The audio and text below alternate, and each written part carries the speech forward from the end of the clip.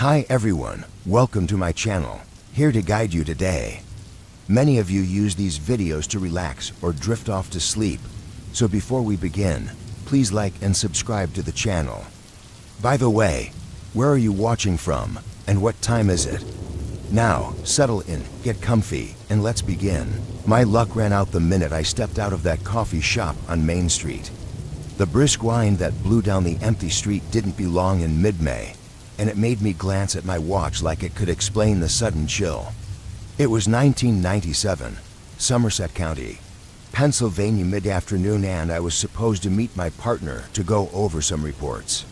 My name's C. Porter, and I'd been on the force here for 9 years. In all that time, I'd believed Somerset was the kind of place where nothing happened. Petty crimes, drunk brawls outside dive bars, the occasional wandering stray, that was the extent of it.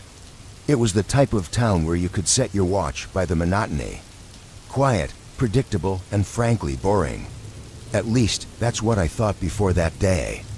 I wasn't a kid with big dreams growing up. I didn't imagine myself solving homicides in the big city or chasing criminals in high-speed pursuits. I just wanted to get by, to stay out of trouble. My dad used to say my smart mouth would get me nowhere, and maybe he was right. But what he didn't understand was that being sharp and sarcastic wasn't a flaw, it was survival in a place like Somerset. Being a cop wasn't my dream job, but it paid the bills and gave me something to focus on, something to stop me from thinking about why I never left this town. The truth was, I stayed because there was nowhere else to go. I was on my way to the station, rolling my eyes at the thought of another dull shift when the call came through. The radio crackled to life, breaking through the hum of my cruiser's engine. Dispatch to all units. Missing hiker reported near the old quarry. Last seen around the backwoods trails. Calls like this weren't unusual. People wandered off trails all the time, got turned around, and needed someone to hold their hand back to civilization. Usually, it ended with a lecture and a promise to stay on the path next time. But this call felt different. The old quarry wasn't a place anyone went willingly. It had been fenced off for years after a string of accidents. The terrain was treacherous, all sharp drop-offs and unstable ground. You'd have to be either clueless or reckless to wander in there. By the time I pulled up to the trailhead, the bad feeling in my gut had settled in. There was something off about this place that day. The woods loomed dark and heavy, the trees leaning toward each other as if whispering secrets. Frank, my partner, was already there, map in hand and a frown on his face. He was a solid guy, the type who could eat his weight in donuts and still outpace everyone else in a foot race. But today, even Frank looked uneasy. "Cal," he said, not bothering with a greeting, "this doesn't sit right. Kid's been missing for over a day, no sign of him. His family says he doesn't know a compass from a can opener, and there's no reason for him to be out here. We decided to split up." Frank took the perimeter while I headed deeper into the woods. The further I went, the quieter it became. No birds, no whine, just the crunch of leaves under my boots and the steady rhythm of my own breathing. That's when I found it. A pile of clothes, shredded and scattered, like someone had been yanked out of them. No blood, no signs of a struggle, just fabric hanging from the branches like a warning. I crouched down, examining the ground around the clothes, trying to make sense of it. "Frank," I said into my radio, keeping my voice steady. "I found something, looks like static." Then, faint and broken, Frank's voice came through. "Cal, you've got to. It's not." The radio went dead. I stood, my heart pounding.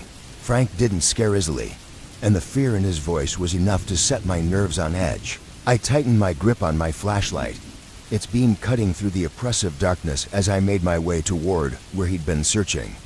The trees seemed to press closer the deeper I went, their branches intertwining overhead like the ribs of some ancient beast. The air was too still, too heavy. Every step felt louder than it should, the sound of leaves crunching beneath my boots echoing in the unnatural silence. "Frank," I called, my voice swallowed by the stillness. Nothing. I kept moving, my pulse racing with every step. This wasn't my first missing persons case, but it was the first time I felt like I might end up as one myself. When I reached the clearing, I knew something was wrong. Frank wasn't there, but something else was.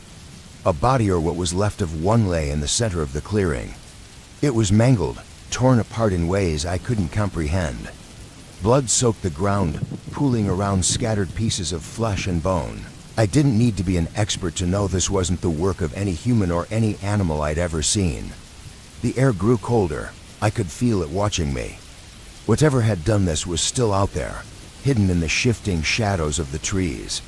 I scanned the tree line with my flashlight, the beam trembling as I moved. The shadows seemed to breathe, shifting in ways they shouldn't, and then I saw it. I could recognize it had the posture of a dog, but the bulk of something far larger. Its skin stretched tight over muscle and bone, and its face, no, its head was wrong. The teeth were jagged and mismatched, like a shark's, jutting out at odd angles. But the worst part wasn't how it looked, it was the sound it made. Not a growl or roar, but a wet, raspy rattle like air struggling to scrape in and out of its lungs. I took a step back, and it moved fast, too fast. I barely had time to draw my sidearm before it was on me. The impact slammed into my chest, knocking the wind out of me and sending me sprawling onto the ground. My gun flew from my hand, disappearing into the underbrush as I scrambled to my knees. The pain hit next. Claws ripped into my shoulder, searing and hot like a blade carving through me. I tried to kick it off, but the thing was relentless. Somewhere in the chaos, I heard a woman's voice, sharp and commanding. Then came the crack of a gunshot. The creature let out a guttural scream, not a growl, but something raw and primal, and it recoiled, darting back into the darkness of the trees. My vision blurred, and for a moment, I couldn't tell if it was the pain or the blood loss that made everything tilt. When I finally managed to pull myself up to my knees, I saw her. She was standing there, rifle in hand, dressed in torn camouflage. Her face was hard, determined, and she kept her eyes trained on the tree line, like she expected the thing to charge back at any second. "Get up," she barked, yanking me to my feet. "We need to move. Now." I didn't argue. She half dragged me through the forest, her rifle never lowering as we stumbled forward. I didn't bother asking who she was or how she'd known to show up. There'd be time for questions later if we lived. After what felt like an eternity, we burst out of the woods and into the clearing near my patrol car. I collapsed against the hood, clutching my shoulder as blood seeped through my shirt. The woman scanned the edge of the trees, her rifle still steady. What the hell was that thing?" I gasped. She didn't look at me. "You don't want to know," she said, her voice flat and final. There was something in her tone, something heavy, like she'd seen this before, like she knew exactly what it was capable of. I wanted to press her for answers, but exhaustion hit me like a wave, dragging me under before I could say anything else. When I woke up, I was in the hospital. My shoulder was wrapped in bandages, and the pain had dulled to a distant throb thanks to whatever meds they'd given me. Frank was dead. They never found his body, but I didn't need them to. I knew what had happened. That thing had taken him, just like it tried to take me. I left the force a week later. It wasn't because I was scared, and it wasn't because I was traumatized. No, it was something else. I realized that nothing I could do, no amount of training or patrolling, could keep Somerset safe. The woods weren't safe, and no amount of policing was going to change that.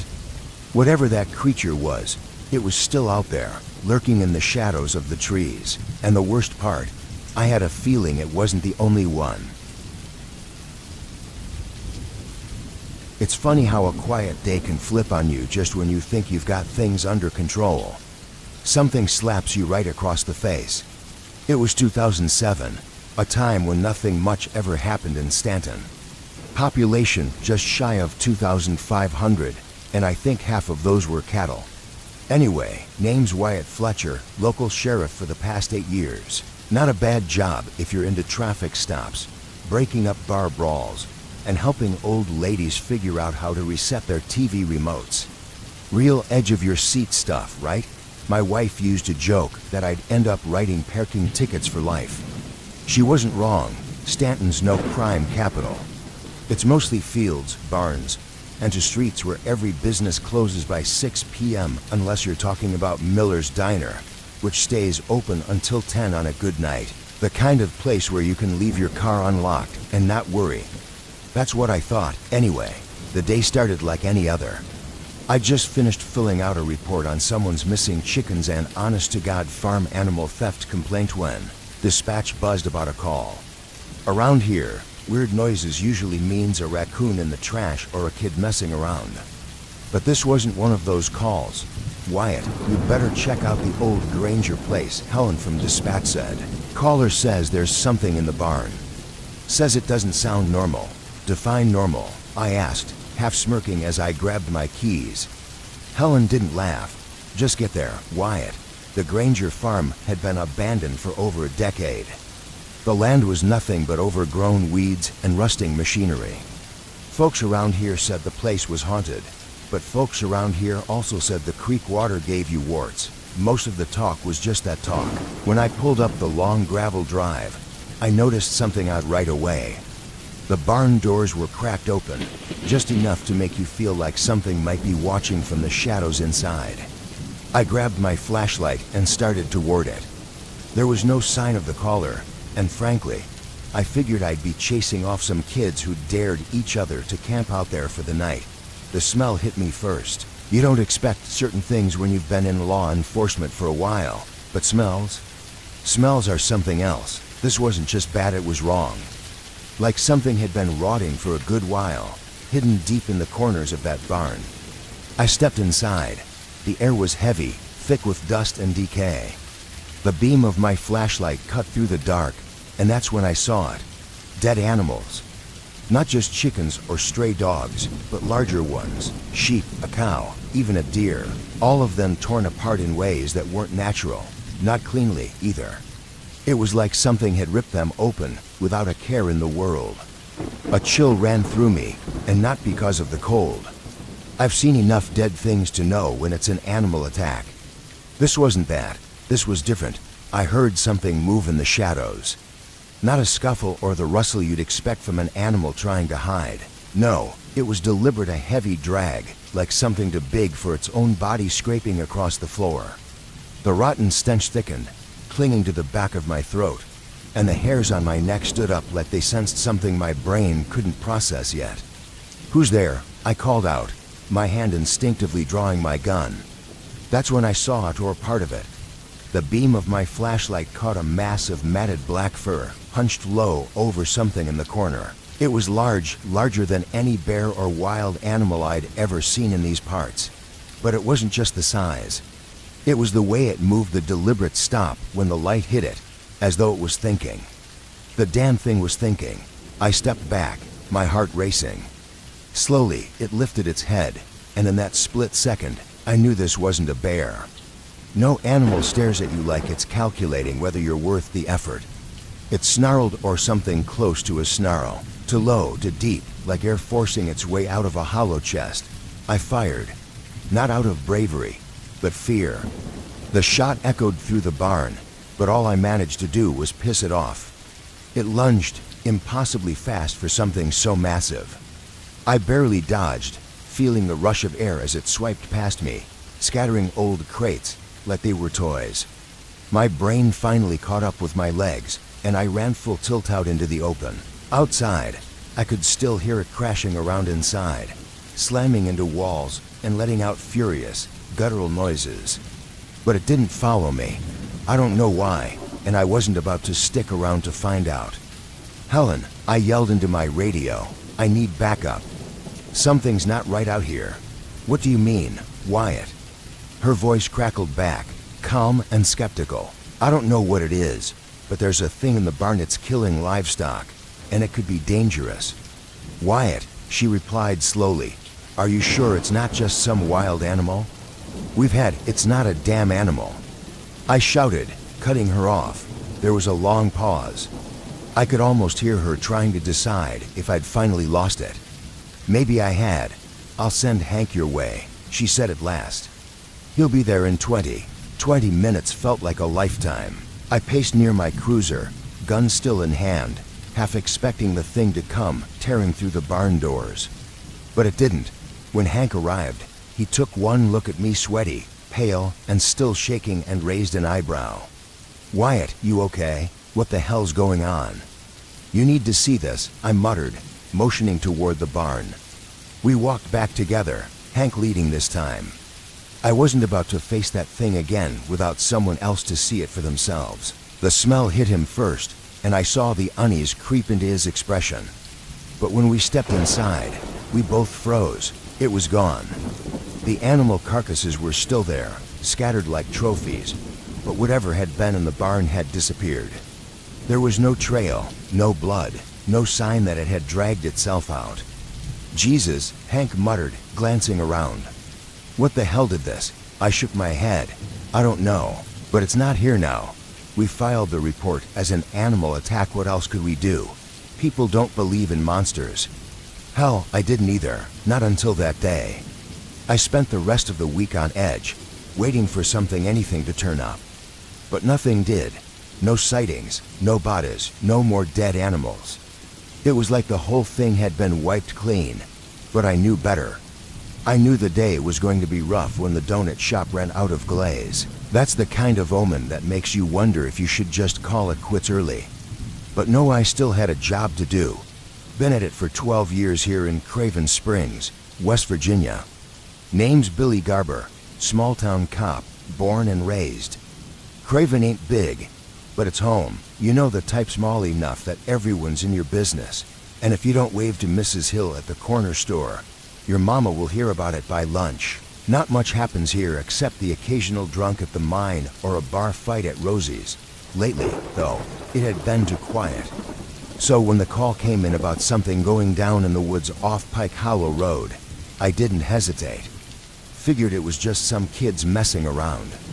By the time I got out there, the sky was a dull gray, like it couldn't decide whether to rain or just stay miserable. Pike Hollow Road wasn't much more than a dirt path cutting into dense forest, the kind of place you only go if you're hunting or hiding. Dispatch hadn't said much, just strange noises, which usually meant a spooked raccoon or a coyote. I parked my cruiser at the trailhead and stepped out, flashlight in hand. The woods were unusually quiet. No birds, no whine, just stillness. "All right, let's see what you kids are up to," I muttered, heading into the trees. It didn't take long to realize this wasn't kids playing a prank. About 100 yards in, I found a boot. Not a sneaker, a real hiking boot. Heavy duty, great, lost hiker, I muttered. But when I picked it up, it was still warm. The unease hit me like a punch. A smear of blood on a nearby tree confirmed that this wasn't just a lost hiker. I parked my cruiser at the trailhead, stepped out, and gave a quick look around. The woods were dense here, thick with pine and underbrush that didn't see much sun. Quiet, too, in a way that didn't sit right.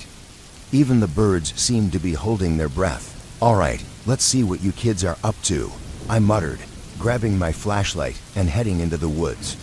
It didn't take long to realize this wasn't some teenagers playing a prank. There was something off, not just the quiet, but something deeper. About 100 yards in, I found a boot. Not a kid's sneaker, a real hiking boot, heavy duty and meant for rough terrain. "Great, lost hiker," I said, shaking my head.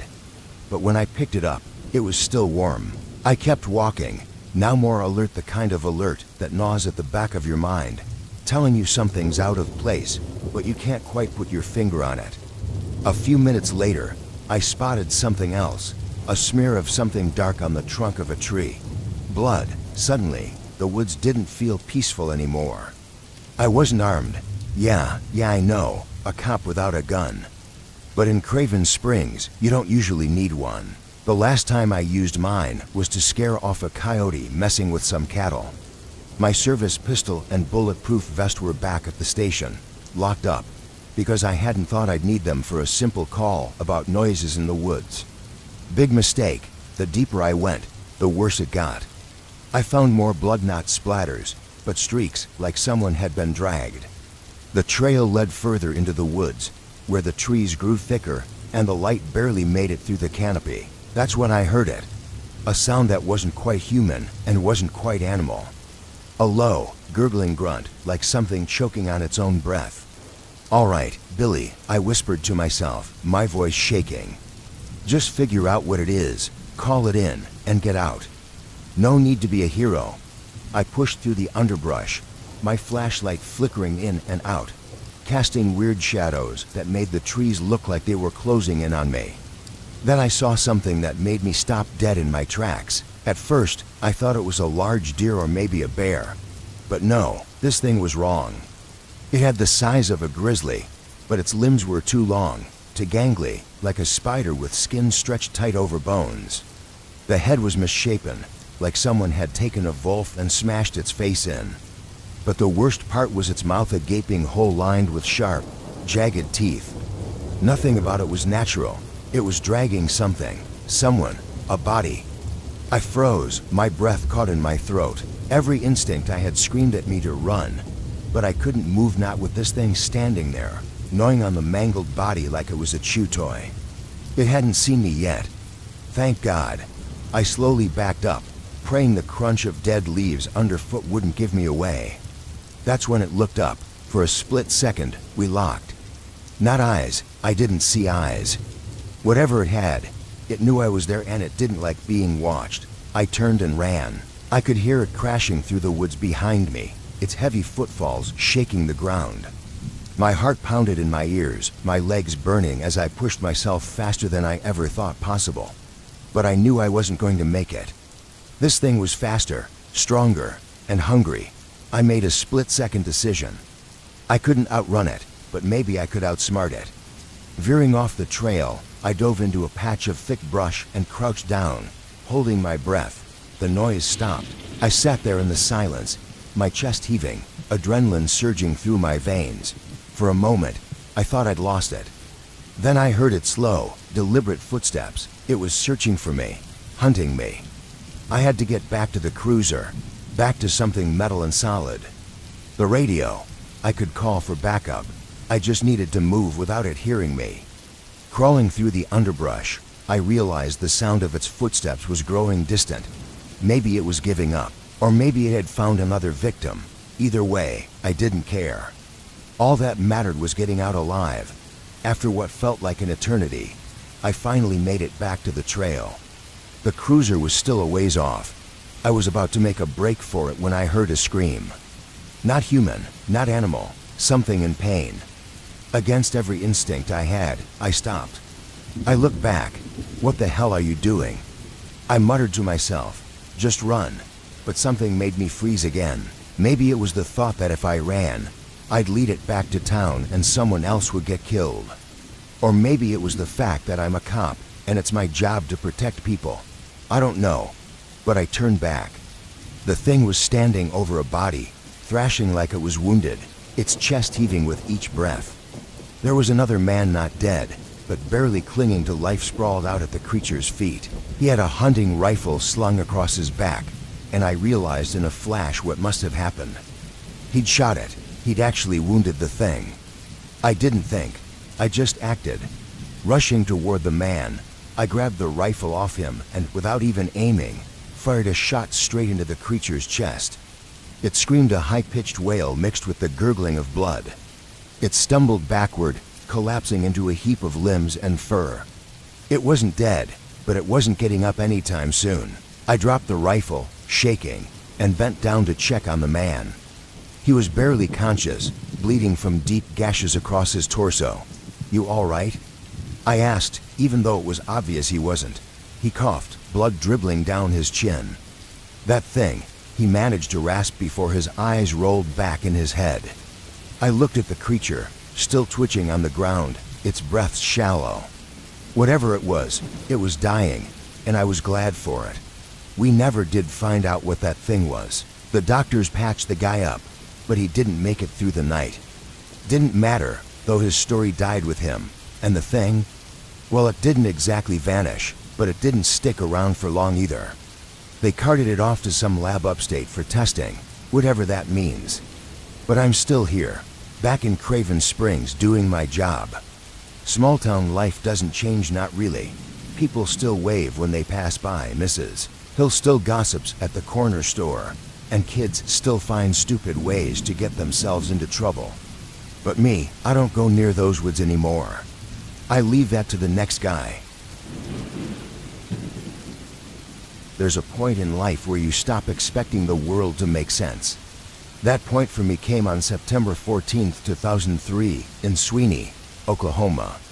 A tiny town where the biggest problem I'd ever handled was a drunk knocking over a mailbox.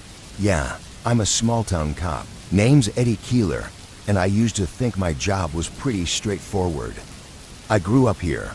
Always liked the quiet, the kind of quiet where you can hear a screen door squeak from a block away. It wasn't a bad life. I had a daughter, Sarah, who I mostly saw on weekends. I used to joke that being a cop here was less about chasing bad guys and more about avoiding my ex-wife at the grocery store. It wasn't exciting, but I was fine with that. Until that day, I was on duty, nothing out of the ordinary, just driving around the outskirts of town. A lot of empty fields, run-down farmhouses, and the occasional pickup truck. You know the type. Then the call came in, crackling over the radio. Sheriff's office, we've got a situation near Old Kinley Road. Couple of kids reported something, over. I rolled my eyes. Probably a high school prank. Still, I had nothing better to do, so I flipped on the lights and headed over. It didn't take long. Old Kinley Road was a desolate strip of gravel, barely fit for a car, lined with barbed wire fences and fields no one had tended in years. You know those places where even nature seems to give up? This was one of those. I pulled up and saw two kids standing by the side of the road, pale as ghosts, teenagers.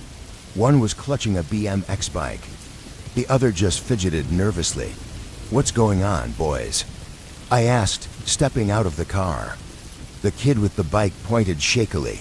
"We found something. Over there, in the trees." I followed his gaze to a patch of woods about 50 yards off the road. I wasn't too eager to go tromping through the underbrush, but I figured they'd found a dead animal or, at worst, an old vagrant who'd passed out. Grabbing my flashlight, I started walking toward the trees. "Stay here," I told the boys, mostly to make sure they didn't follow and complicate things. The smell hit me first, roadkill, but worse, thicker, somehow heavier. I pushed through the trees, my flashlight barely cutting through the dimness beneath the canopy. Tangled in the underbrush was the body. Now, I've seen dead people before. Comes with the job, but this was something else. The corpse was torn apart, limbs scattered, chest ripped open. It wasn't an animal attack.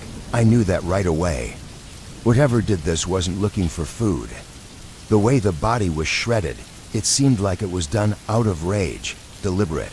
I knelt beside what was left of the torso and noticed something even stranger: no blood. At least, not like you'd expect. The ground wasn't soaked. It was dry, save for a few splatters. Then I saw the marks on the trees. Deep, claw-like gouges ran up the bark, much higher than any animal could reach. I stood up, suddenly aware of how quiet everything was. No birds, no wind, nothing. Just me, the mangled body, and the trees. "Jesus Christ," I muttered under my breath. I wasn't armed that day. Yeah, dumb, I know. But in Sweeney, you never really needed to be. I fumbled for my radio, trying to keep my hands steady. "Dispatch, this is Keeler. I'm at the scene. We've got a..." I hesitated, swallowing hard. "We've got a body, torn up pretty bad. I need backup, now." There was a pause long enough for sweat to bead on my forehead. Finally, the dispatcher's voice came back. "Copy that, Keeler. Sending units. ETA 20 minutes. 20 minutes. My pulse quickened as I scanned the trees. I needed to get the hell out of there. I turned to leave, but that's when I heard it. A snap, low but distinct. Like a twig breaking or maybe something heavy being dragged. I froze. "Hello," I called out, instantly regretting it. What was I hoping for? A friendly wave. My legs felt like lead as I started backing away. I don't know why I didn't run. Maybe it was that stupid cop instinct: don't panic, handle the situation. But this wasn't something I was trained to handle. Another snap, closer this time. I turned and bolted, crashing through the brush like a madman. Noise be damned. I just wanted out. As I reached the tree line, I glanced over my shoulder and saw it. Just for a second, but that was enough. A hulking shape, too big to be a man. Its skin, if you could call it that, was rough and cracked, like asphalt. And it moved faster than anything that size had a right to. I don't think I've ever run so hard in my life. By the time I burst out of the woods and reached my car, I was out of breath. The kids were gone, their bikes abandoned by the side of the road. Smart kids, smarter than me, anyway. I slammed the door shut, locked it, and fumbled with the keys. My hands were shaking so badly I nearly dropped them. Gravel kicked up behind me as I peeled out, speeding back toward town. "Keeler, what's your status? Keeler, respond," the radio crackled. I couldn't answer not yet. I needed to get away, to put as much distance as possible between me and whatever the hell was back there.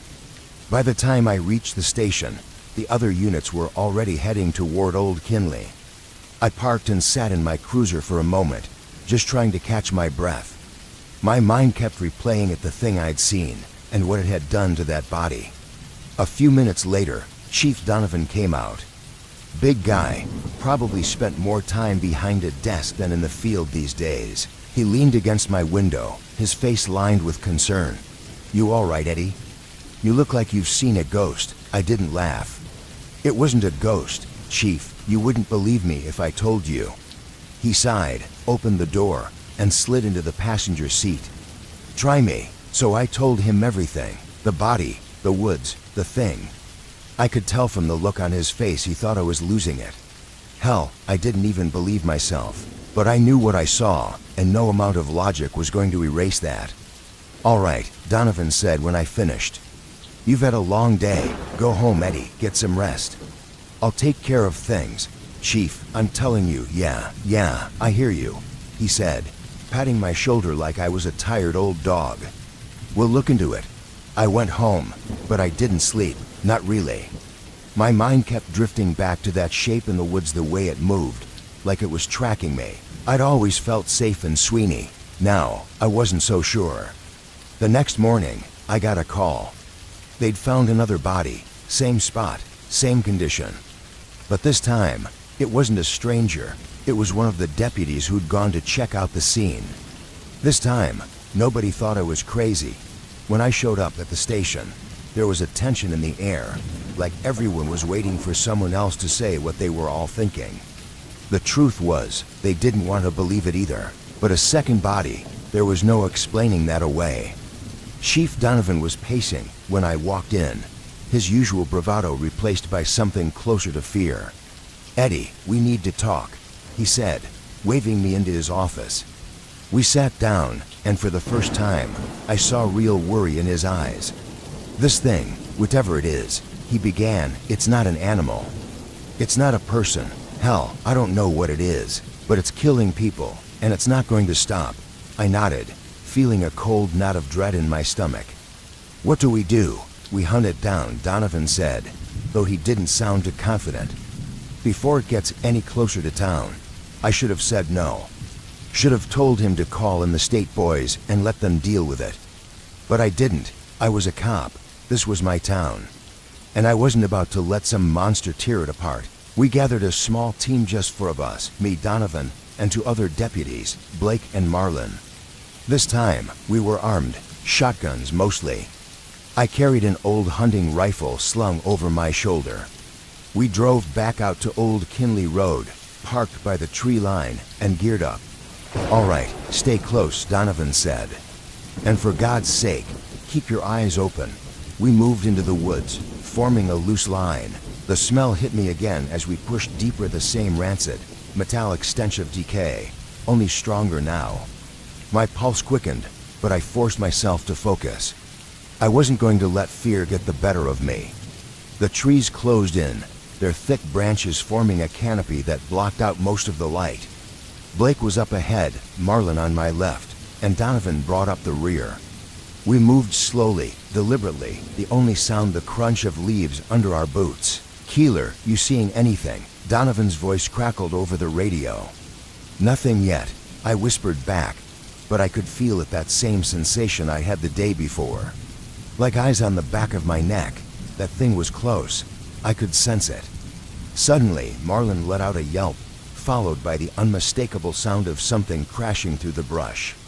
We all froze. Marlin, report. Donovan barked. No response.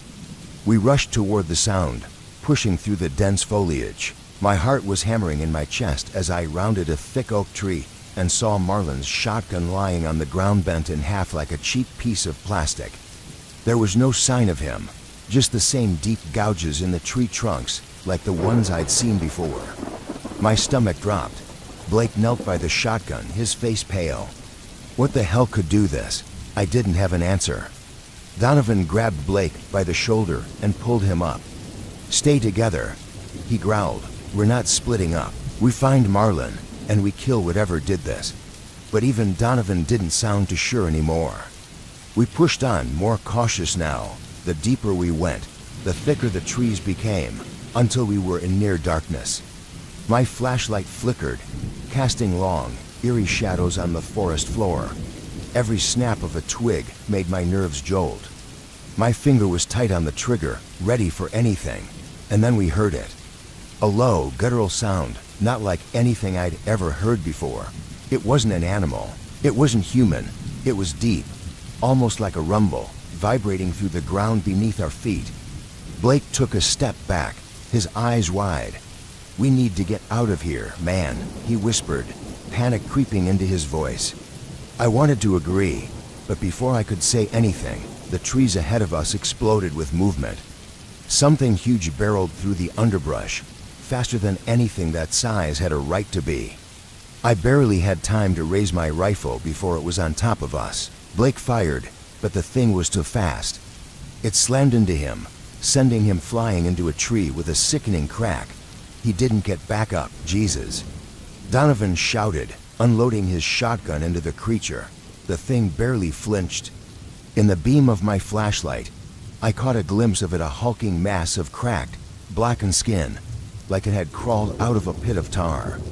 Its limbs were too long, its movements unnaturally fast and jerky, like it didn't belong in this world. I fired my rifle, the shot echoing through the woods.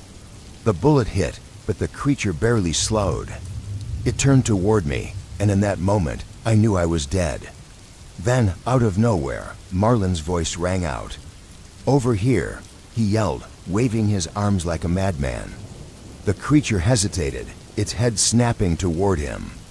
Donovan and I didn't waste the distraction. We opened fire, both of us unloading everything we had into the thing. This time, the bullets found their mark. The creature staggered, letting out a horrible, choking sound before collapsing onto the ground with a heavy thud. We stood there for a moment, breathing hard, guns still raised, waiting for it to move again. But it didn't. It just lay there, a dark, twisted heap in the dirt. Marlin limped over, alive but clearly shaken. Holy hell, he muttered, staring at the thing on the ground. What the hell is that? I shook my head, still trying to process what had just happened. I don't know, I said. Donovan, panting and covered in sweat, walked up to the creature and nudged it with his boot. It didn't move. Whatever it is, it's dead now, he said, but there was no relief in his voice. We stood there for what felt like an eternity, staring at the body. Its skin was cracked and charred, like it had been burned from the inside out. I didn't want to get any closer, but curiosity got the better of me. Kneeling down, I shined my flashlight on its face, or what was left of it. Its mouth was too wide, its jagged teeth uneven and grotesque. Its hands, if you could call them, that were long and clawed, like something pulled straight out of a nightmare.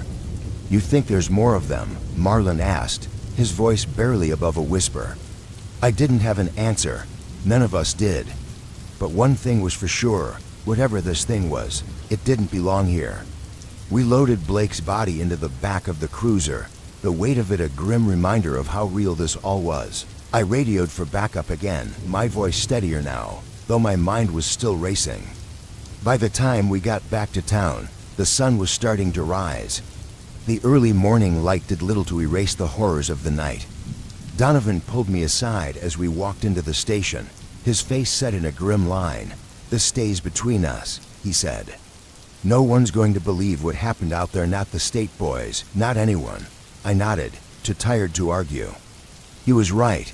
We couldn't explain what we'd seen. Hell, I wasn't sure I believed it myself. What about Blake? I asked. Donovan sighed, rubbing the back of his neck. We'll come up with something. Animal attack, something people can swallow. And the creature?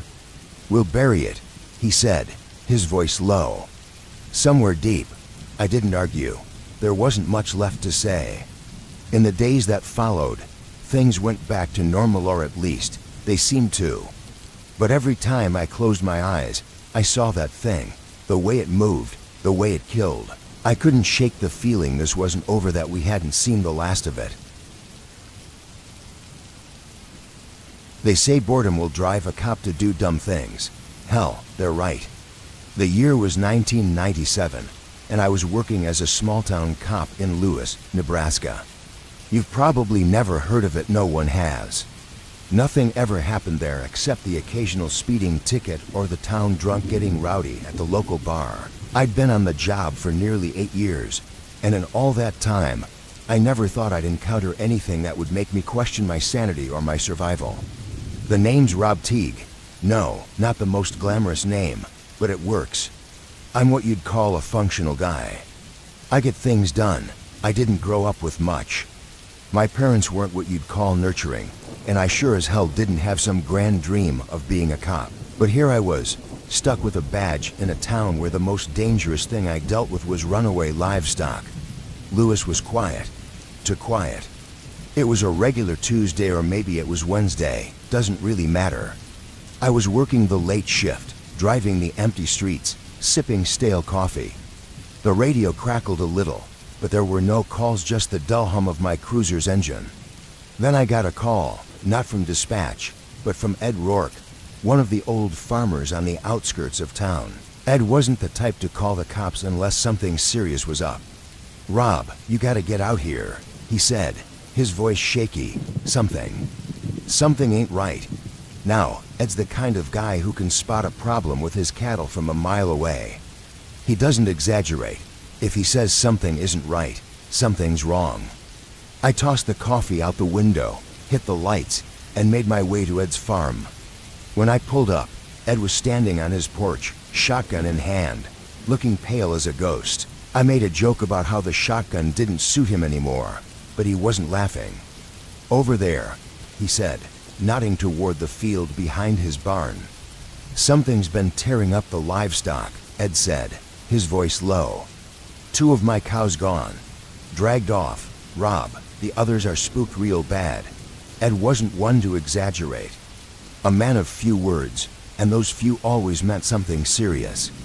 I wasn't about to dismiss him like some city slicker. I grabbed my flashlight and gun, gesturing for Ed to follow. We headed out toward the field. The grass was trampled, a path leading into the woods bordering his property. Deep gouges scored the dirt, like something had dragged heavy bodies away. But no blood, no tracks, just weird, deep grooves clawed into the earth. "You sure it wasn't a Wolf?" I asked, though I knew damn well we hadn't had wolves around here for decades. "I know what a Wolf looks like," Ed muttered. "This ain't no Wolf. Whatever it is, it's big and smart." We followed the trail, and the deeper we got into the woods, the heavier the air seemed to feel. Like the forest itself didn't want us there. You ever get that feeling like you're being watched? It hit me all at once, like a punch to the gut. I didn't say anything, but Ed must have felt it till he stopped dead in his tracks. That's when we heard it, rustling in the trees. Something moving, no creeping. I raised my flashlight, sweeping it across the woods. For a second, I caught a flash of movement. It was big, real big. At first, I thought it might be a grizzly, but the way it moved. No bear moved like that, low to the ground, crawling, jerky and unnatural, like something out of a nightmare. "Jesus Christ," Ed whispered, clutching his shotgun tighter. The thing, whatever it was, bolted. It moved fast, too fast for something that size, and disappeared into the trees. But the feeling of being watched didn't leave. It lingered, just out of reach, like it was waiting. "We should go back," I said. Ed nodded, and we started back toward the farm, picking up the pace. I kept glancing over my shoulder, half expecting the thing to charge us. It didn't, at least not yet. When we got back to the house, Ed slammed the door behind us, locking it and double-checking the windows, like that would stop whatever was out there. "What the hell was that thing?" he finally asked. "I don't know," I said, and I wasn't sure I wanted to. "Look, I'll file a report, maybe get some of the boys to do a sweep of the area tomorrow. But you need to stay inside tonight." Ed just nodded, staring out into the dark. I left Ed's place and drove back to town, but the whole way I couldn't shake the feeling that something was wrong. It wasn't just because I'd seen something impossible, it was the way it moved, the way it felt like it was waiting. Back at the station, I sat down to write the report, but I didn't get far. How do you describe something like that? Unidentified large animal, possibly a bear, yeah, right? No one was going to buy that. Just before dawn, the phone rang, another call. This time, it was Carol Winters, who ran the local diner. She was hysterical, babbling about how her son hadn't come home last night. He'd been out with friends, hiking in the woods near the old mill. "I'll head out there right away," I told her. By the time I arrived at the trailhead, the sun was just starting to rise. A few of the boys' friends were still there, pale and shaking. One of them, Mitch, was trying to explain what had happened, but he wasn't making much sense. We saw something," he stammered. "We thought it was a deer at first, but then it stood up." "It wasn't a deer." I pushed for details, but Mitch wasn't in any state to give a coherent answer. All I got was that something came at them from the trees, and they ran. But Carol's son, Jake, didn't make it out. He wasn't fast enough. I radioed for backup and began searching the area with a few other officers. The woods were thick, the trees casting long shadows that made everything feel claustrophobic. We spread out, calling Jake's name, hoping he was just lost or hiding. Then we found him, or at least what was left of him. His body was torn apart, like it had been caught in a shredder. There wasn't much left that was recognizable, just chunks of flesh and bones scattered across the ground. It was hard to believe this had once been a person. My stomach churned, but I kept it together. The others weren't so lucky. One of the younger officers puked right there on the spot. We didn't say much after that. Just packed up what little we could and radioed it in. There was no way to spin this. I couldn't call it an animal attack. Nothing I knew could do something like that. Not this cleanly, not this viciously. By the time we got back to the station, word had already spread through town. In small places like Lewis, news travels fast. People were scared, and rightly so. The rumor mill started churning, and soon everyone had their own theory about what was out there. But no one knew for sure. No one had answers. That night, I stayed up with my gun by my side, staring out the window of my apartment. Every little noise outside made me jump. Every creak of the floorboards, every rustle of wind. Then, around 3 a.m., I heard it. A low, dragging sound, like something heavy being pulled across the dirt. I didn't want to look, but I had to. Heart pounding, I slowly moved to the window and peeked outside. There, just at the edge of my porch, was something I couldn't quite make out. It was dragging one of the Bada's Jake's body across the ground, like it was nothing. I should have shot it. I should have done something, but I froze. Just stood there, watching as it disappeared into the darkness, dragging its prize with it. Then, just like that, it was gone. The feeling of dread lifted, and everything went quiet. The next morning, I called in sick. No one questioned it. I've never been one for long-winded intros, so I'll keep this simple. It was 2003, and I was about 5 years into my gig as a small-town cop in Taylor County, Kentucky. You'd think a town this size would be mostly quiet, maybe the occasional drunk stumbling around or the odd petty theft. And for the most part, that was true, until it wasn't. My name's Logan Pratt, by the way, but that hardly matters. What matters is what went down one night in August. That night, I learned two things. 1, people don't always stay missing because they're dead. And 2, some things shouldn't be found. I didn't have a partner, not by choice. Budget cuts made sure of that. But truth be told, I never minded working solo. Less chance for someone else to screw things up. The night shift was mine. I knew every corner of the town by heart, knew which streetlight flickered on South Helm, and which alley always smelled like bad decisions. The dispatcher called me in around midnight. "Logan, you still out there?" The static buzzed in my ear. "Yeah, what's up?" I clicked the radio, steering my cruiser around the curve that led out of town and into the backwoods. Got a call from a couple kids out on Route 6. Said they saw something near the old Granger Farm. Granger Farm. That place had been abandoned for years, ever since old man Granger disappeared. He'd gone out into the woods one night and just vanished. No body. No trace. Nothing. The kind of story that keeps the town gossips busy. I muttered under my breath, bet it's just some teenagers messing around, but I took the call. What else was I going to do?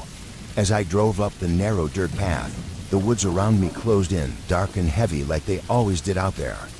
Full of things I didn't care to think too hard about. The Granger Farm appeared out of the gloom, rotting wood and overgrown grass, looking even worse than the last time I'd seen it. I got out of the cruiser, flashlight in hand. There were no kids, no pranksters, no nothing. Just the cold, quiet emptiness of a place long forgotten. I could have turned back, but something kept me there. Maybe it was the memory of old Granger. Maybe it was just a gut feeling. Either way, I wasn't going anywhere just yet. "All right, let's get this over with," I muttered, stepping into the tall grass that brushed against my legs like something alive. My boots crunched on gravel as I made my way toward the barn. The place had always given me the creeps. Some nights I'd drive by and swear I saw lights in the windows, but I knew better, or I thought I did. I was halfway to the barn when I heard it, the unmistakable sound of metal scraping against metal. It was faint, like it came from far off, but it was there, and that's when I noticed the smell. You know how something can stink so bad it sticks in your throat? That's what hit me. Rotting meat, like something had been dead for way too long. I gagged but pushed forward, my hand instinctively resting on the butt of my gun. The barn door creaked as I nudged it open with my boot. Inside, everything looked exactly how it did the last time I'd been there, piles of rusted tools, old farm equipment gathering dust. Except for one thing, there was a trapdoor in the floor. One I didn't remember seeing before. "Okay, Pratt," I said to myself. "This is where smart people turn around." But apparently, I wasn't smart. I crouched down and pulled on the rusted metal ring. The door creaked open, revealing a set of stone steps leading down into the dark. The smell hit me again, stronger this time. I gagged but pressed on. Curiosity won out over common sense. The basement, if you could call it, that was more like a bunker. The stone walls were cold and damp, covered in mold and God knows what else. My flashlight beam danced around, illuminating old crates and barrels. Nothing seemed out of the ordinary until I saw the door. It was at the far end, a heavy iron door with a sliding peephole, like something out of a prison. I wasn't sure what I expected to find down there. Maybe old Granger had been hiding some dirty secrets. Maybe this was just another dead end. But when I slid the peephole open, my blood ran cold. On the other side of the door was a man, naked, filthy, and shackled to the wall by his ankles. His skin was pale, almost translucent, stretched tight over his bones, like he hadn't eaten in weeks. And yet, he was alive. His eyes, wild and sunken, met mine through the peephole, and he screamed. I stumbled back, nearly dropping my flashlight. My brain tried to make sense of what I'd seen. Who the hell was that? How long had he been down here? And who put him there? The questions hit me all at once, but there wasn't time to dwell on them. The man's screams turned guttural, desperate, like an animal in a trap. I fumbled with the lock on the door, finally managing to pull it open. The stench of rot and decay was unbearable now. I pulled my shirt over my nose and stepped inside. He lunged at me, but the chains held him back. His arms flailed, and he kept screaming incoherently. It wasn't until I got closer that I saw the bite marks on his legs. Ragged chunks of flesh were missing, as if something had been gnawing on him. But it wasn't the marks that bothered me, it was what was gnawing on him. In the corner of the room, something moved, something big. My flashlight caught a glimpse of it, hairless, hunched, its limbs too long and too thin to belong to anything I could name. It was chewing on one of the man's legs, its back turned to me, oblivious to my presence. The sound it made while feeding was wet and sickening, like tearing apart raw meat. My stomach turned, but I didn't have time to be nauseous. Whatever that thing was, it wasn't done, and it hadn't noticed me yet. I could have backed out, shut the door, and called for backup. Hell, that's probably what I should have done. But the thing was eating him alive. My hand went to my gun. I drew it and fired before I could second-guess myself. 3 rounds, center mass. The creature jerked back, startled, but didn't fall. Instead, it turned toward me. The face was all wrong, like someone had started with a human head, but hadn't finished. The mouth stretched too wide, the teeth crooked and too sharp. I fired again. This time it dropped. I didn't stick around to check if it was dead. I ran to the man, pulling out my knife to cut him free from the chains. He was in bad shape, half-conscious, muttering something under his breath. I slung his arm over my shoulder and half-dragged him up the stairs. We barely made it to the cruiser when he started convulsing. His body thrashed, and foam bubbled at his lips. I tried to steady him, but there was nothing I could do. He was dying right there in my arms. "Hold on, man, just hold on," I muttered, trying to stay calm, but it was too late. His body went limp, and I could hear his last breath rattle out. I sat there in the dirt, covered in sweat and blood, with the dead man lying across my lap. The barn loomed behind me like some haunted relic. I didn't bother going back down into that basement. I didn't need to. Whatever I killed down there wasn't getting back up, but that didn't mean I was done with it. The thing had been gnawing on him for who knows how long. And God help me, I wasn't the first person to find it. There had to be more. I stayed there for what felt like hours, staring down at the lifeless body on my lap, my mind running through the sequence of events like a bad dream I couldn't wake up from. The thing in that basement, whatever it was, had been feeding on him for God knows how long. That much was clear, but what haunted me even more was the realization that someone or something had put him there. This wasn't just some random accident, this was deliberate. I radioed for backup, my voice steady despite the chaos in my head. "Dispatch, this is Pratt. I need immediate assistance at the old Granger farm.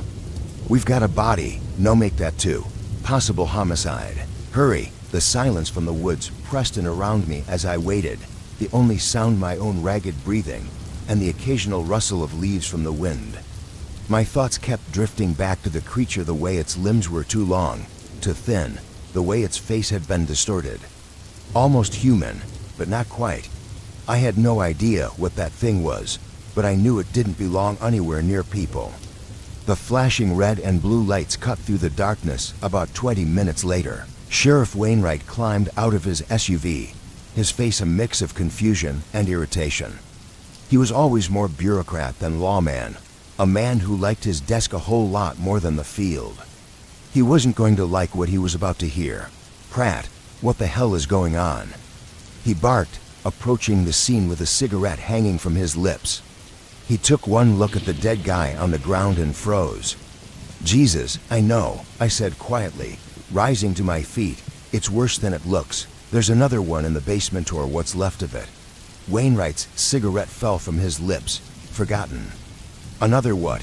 "I don't know," I replied honestly. "But it's dead too." Shot at myself.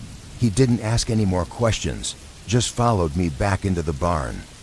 By the time we made it to the trapdoor, I could tell he was already regretting coming out here.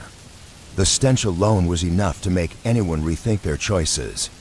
"Open it," Wainwright muttered, his voice tight with tension. I yanked the door open and descended the steps again, the sheriff right behind me. The creature's body was sprawled in the corner, its limbs twisted and broken from where it had collapsed after I shot it. Wainwright took one look at it and stumbled backward, nearly losing his balance on the steps. "What the hell? What is that?" he gasped, covering his mouth as the smell hit him. No idea, I replied, keeping my flashlight steady on the thing. But it was eating that guy upstairs, alive. He stared at me, wide-eyed, trying to process the scene in front of him. Pratt, this is some next level. He trailed off, shaking his head. We need to call in the feds. This ain't our jurisdiction anymore. I shook my head. No, the feds will come in here, cover this whole thing up, and we'll never know what really happened. They'll bury it so deep no one will ever hear about it again. You got a better plan? Wainwright shot back, panic edging into his voice. Look at this thing. For Christ's sake, we're in over our heads. I stared at the creature's lifeless form. Its skin was gray, stretched thin over a skeletal frame that didn't make any sense. Its mouth hung open, showing those jagged, crooked teeth. And those eyes, it was almost human, but not quite. It had been alive, moving, thinking. This thing was no animal. I say we handle it ourselves, I said. My flashlight caught a glimpse of it, hairless, hunched, its limbs too long and too thin to belong to anything I could name. It was chewing on one of the man's legs, its back turned to me, oblivious to my presence. The sound it made while feeding was wet and sickening, like tearing apart raw meat. My stomach turned, but I didn't have time to be nauseous. Whatever that thing was, it wasn't done, and it hadn't noticed me yet. I could have backed out, shut the door, and called for backup. Hell, that's probably what I should have done.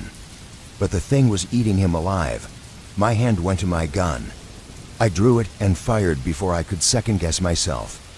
3 rounds, center mass. The creature jerked back, startled, but didn't fall. Instead, it turned toward me. The face was all wrong, like someone had started with a human head, but hadn't finished. The mouth stretched too wide, the teeth crooked and too sharp. I fired again. This time it dropped. I didn't stick around to check if it was dead. I ran to the man, pulling out my knife to cut him free from the chains. He was in bad shape, half-conscious, muttering something under his breath. I slung his arm over my shoulder and half-dragged him up the stairs. We barely made it to the cruiser when he started convulsing. His body thrashed, and foam bubbled at his lips. I tried to steady him, but there was nothing I could do.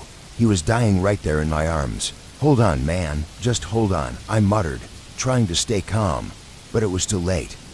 His body went limp, and I could hear his last breath rattle out. I sat there in the dirt, covered in sweat and blood, with the dead man lying across my lap.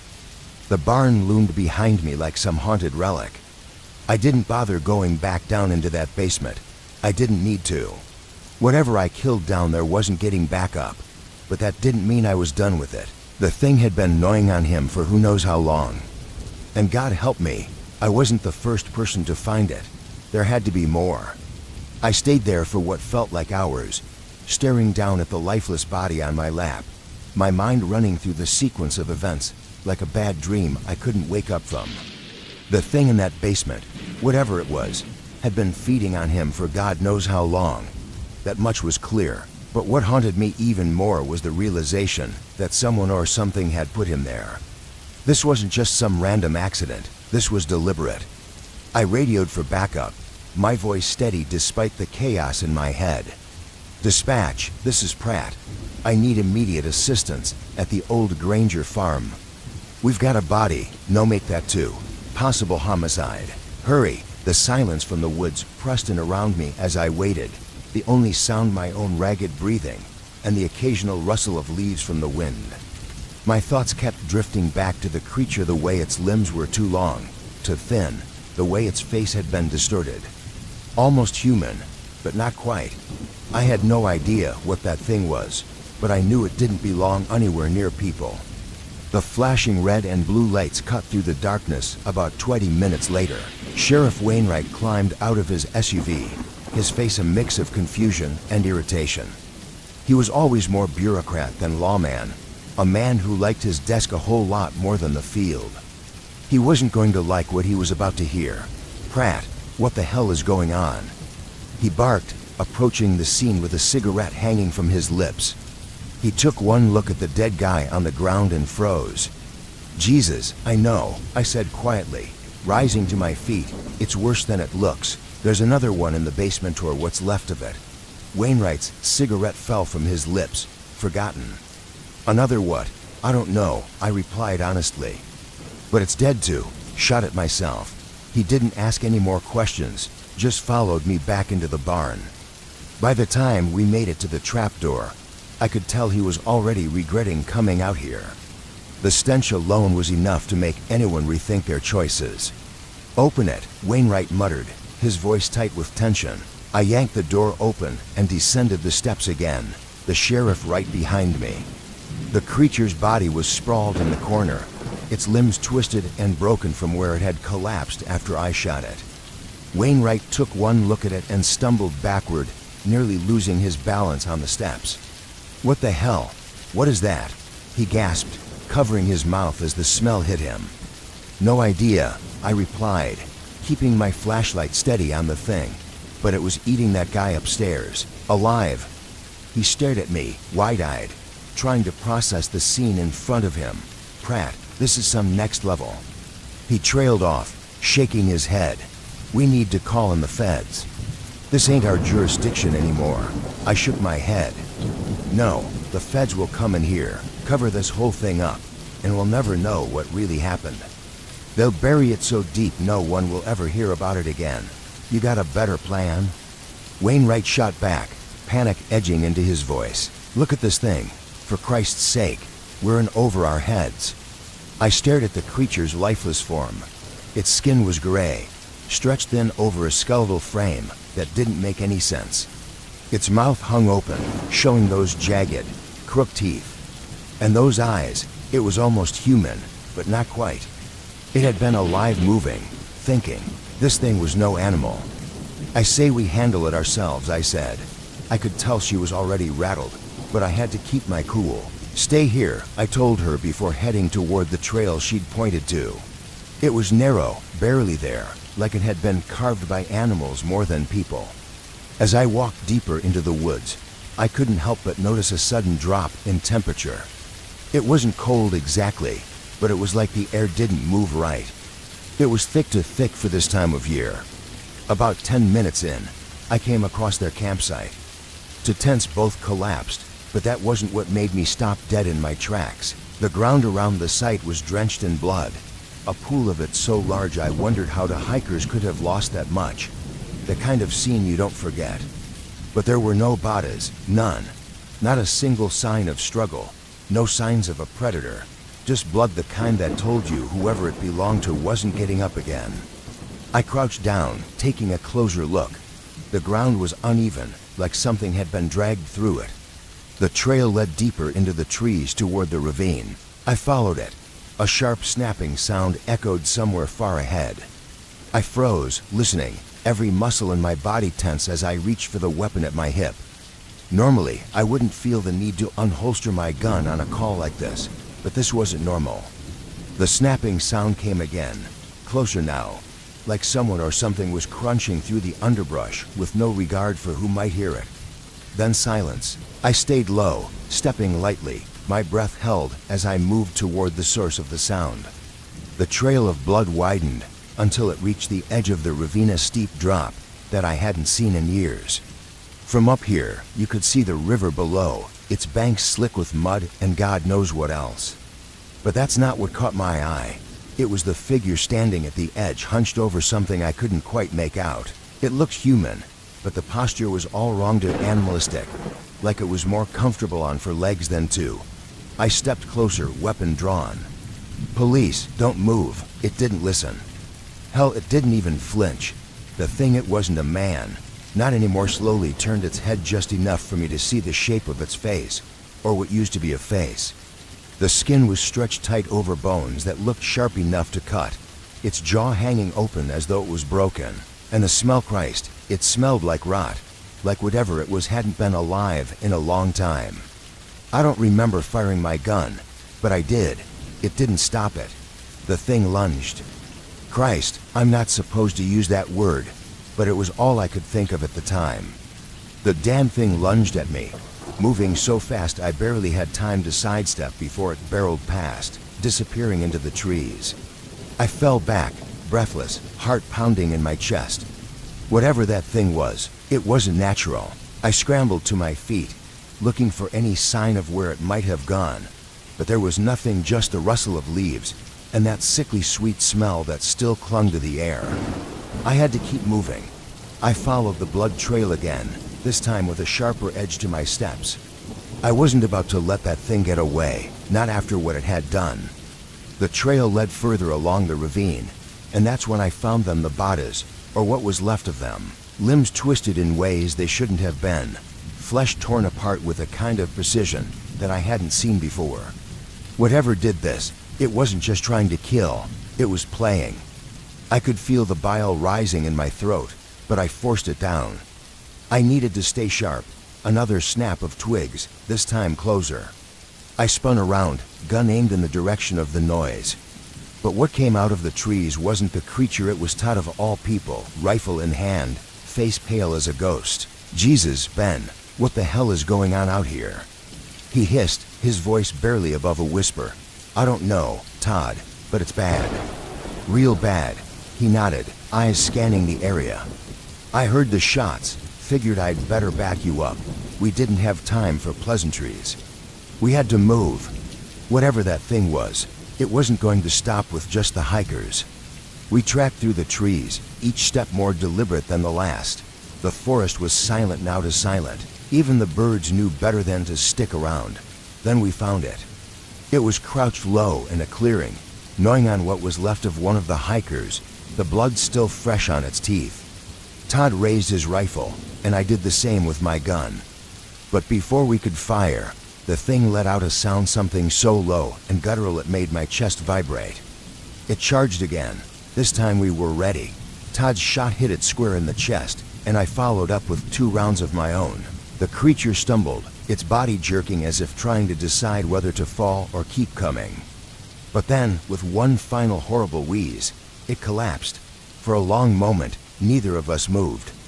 We just stood there, staring at the thing as if it might get back up again. But it didn't. Jesus, Todd muttered, lowering his rifle. What the hell was that? I don't know, I replied, my voice hollow. But it's dead, and it stayed that way. For the first time since we'd arrived at Harper's Ravine, there was a sense of finality, a strange kind of calm that settled over the clearing. Whatever that thing was, it wasn't invincible. It could die. We made sure of that. We radioed it in, and by the time backup arrived, we had the scene cordoned off. The remains of the hikers were recovered, and the thing's body, what was left of it, was bagged and taken to the lab. I didn't stick around for the autopsy report.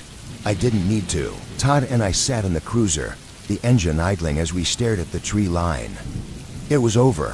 Whatever that thing was, it was gone, and that was enough for me. It started with a noise, a single sound that I might have brushed off any other day.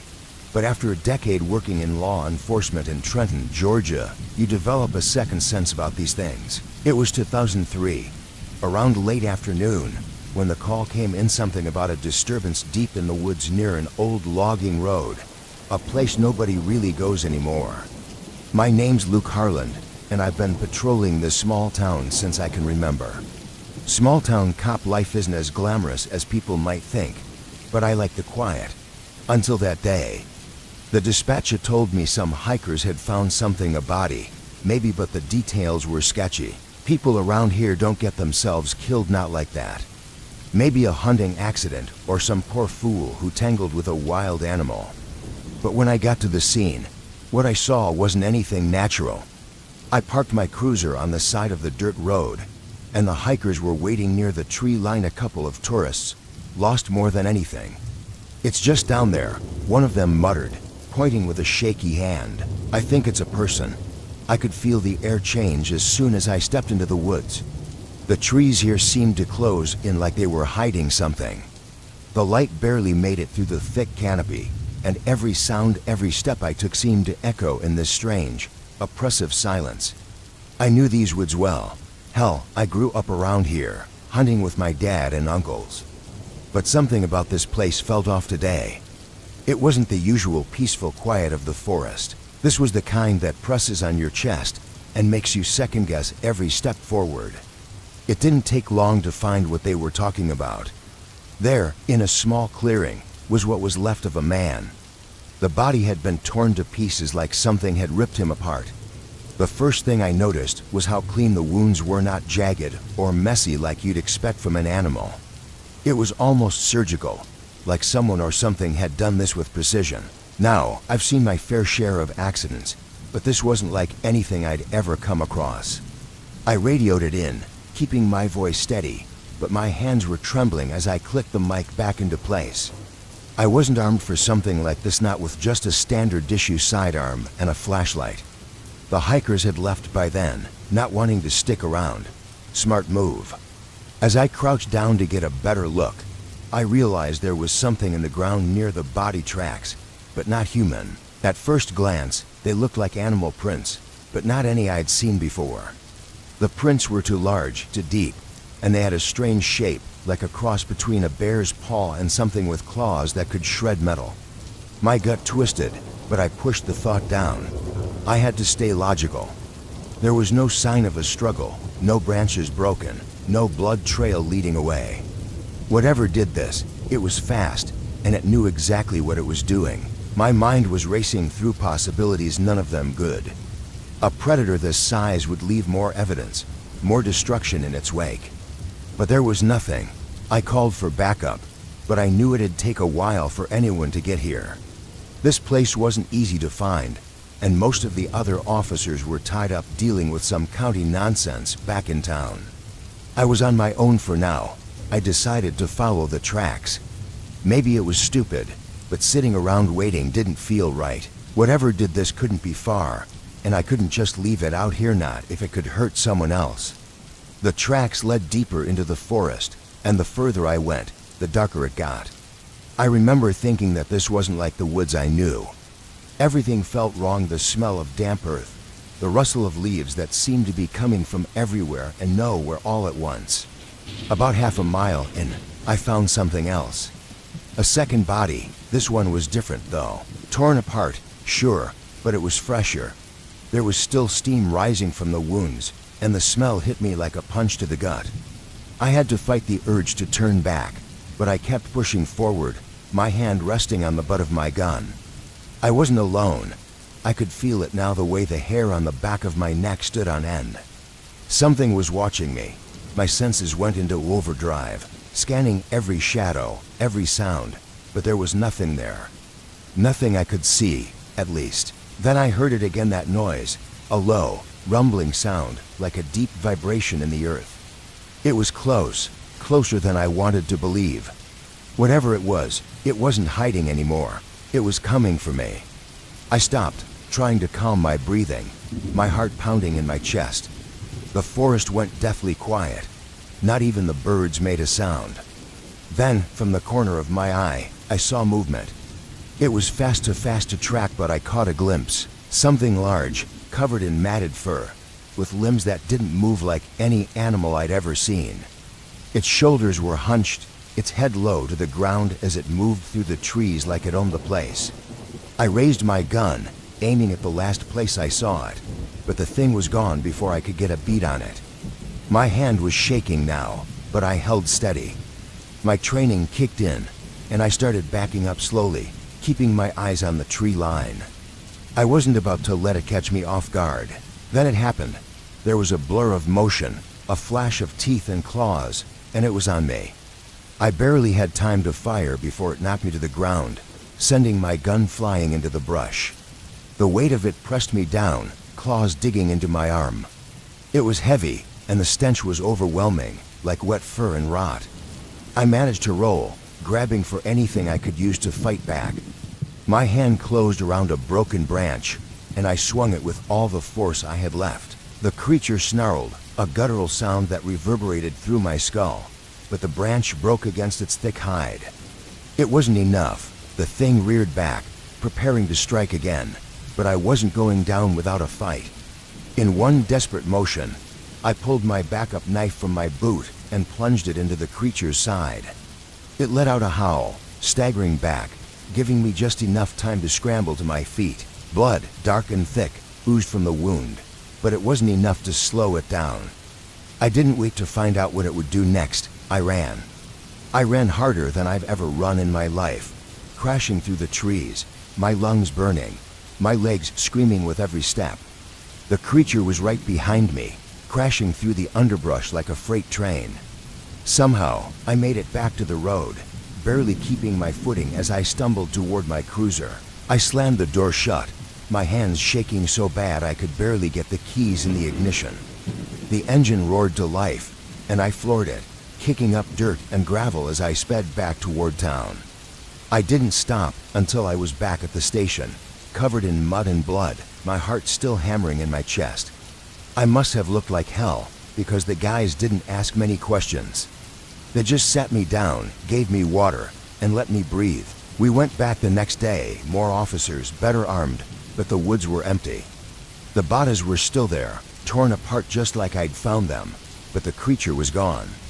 I didn't stick around long. Something about those woods, about that place, felt wrong in a way I couldn't explain. The official report said it was a wild animal attack. They chalked it up to a bear or a cougar, but I know better. There's something out there in those woods, something that doesn't belong, something we're not supposed to see. I quit the force a month later. Not because I was scared, no. I've been in this job long enough to know fear, but this was different. You don't walk away from something like that and pretend it's normal. You don't go back to your regular life knowing that there's something out there that could tear you apart and leave no trace behind. But I never told anyone the full truth. Maybe because I knew they wouldn't believe me, or maybe because I didn't want to believe it myself. I moved to a new town, got a different job. Life's quieter now, more normal. But every now and then when I hear that strange sound just on the edge of hearing, I can't help but wonder if it's still out there somewhere, waiting.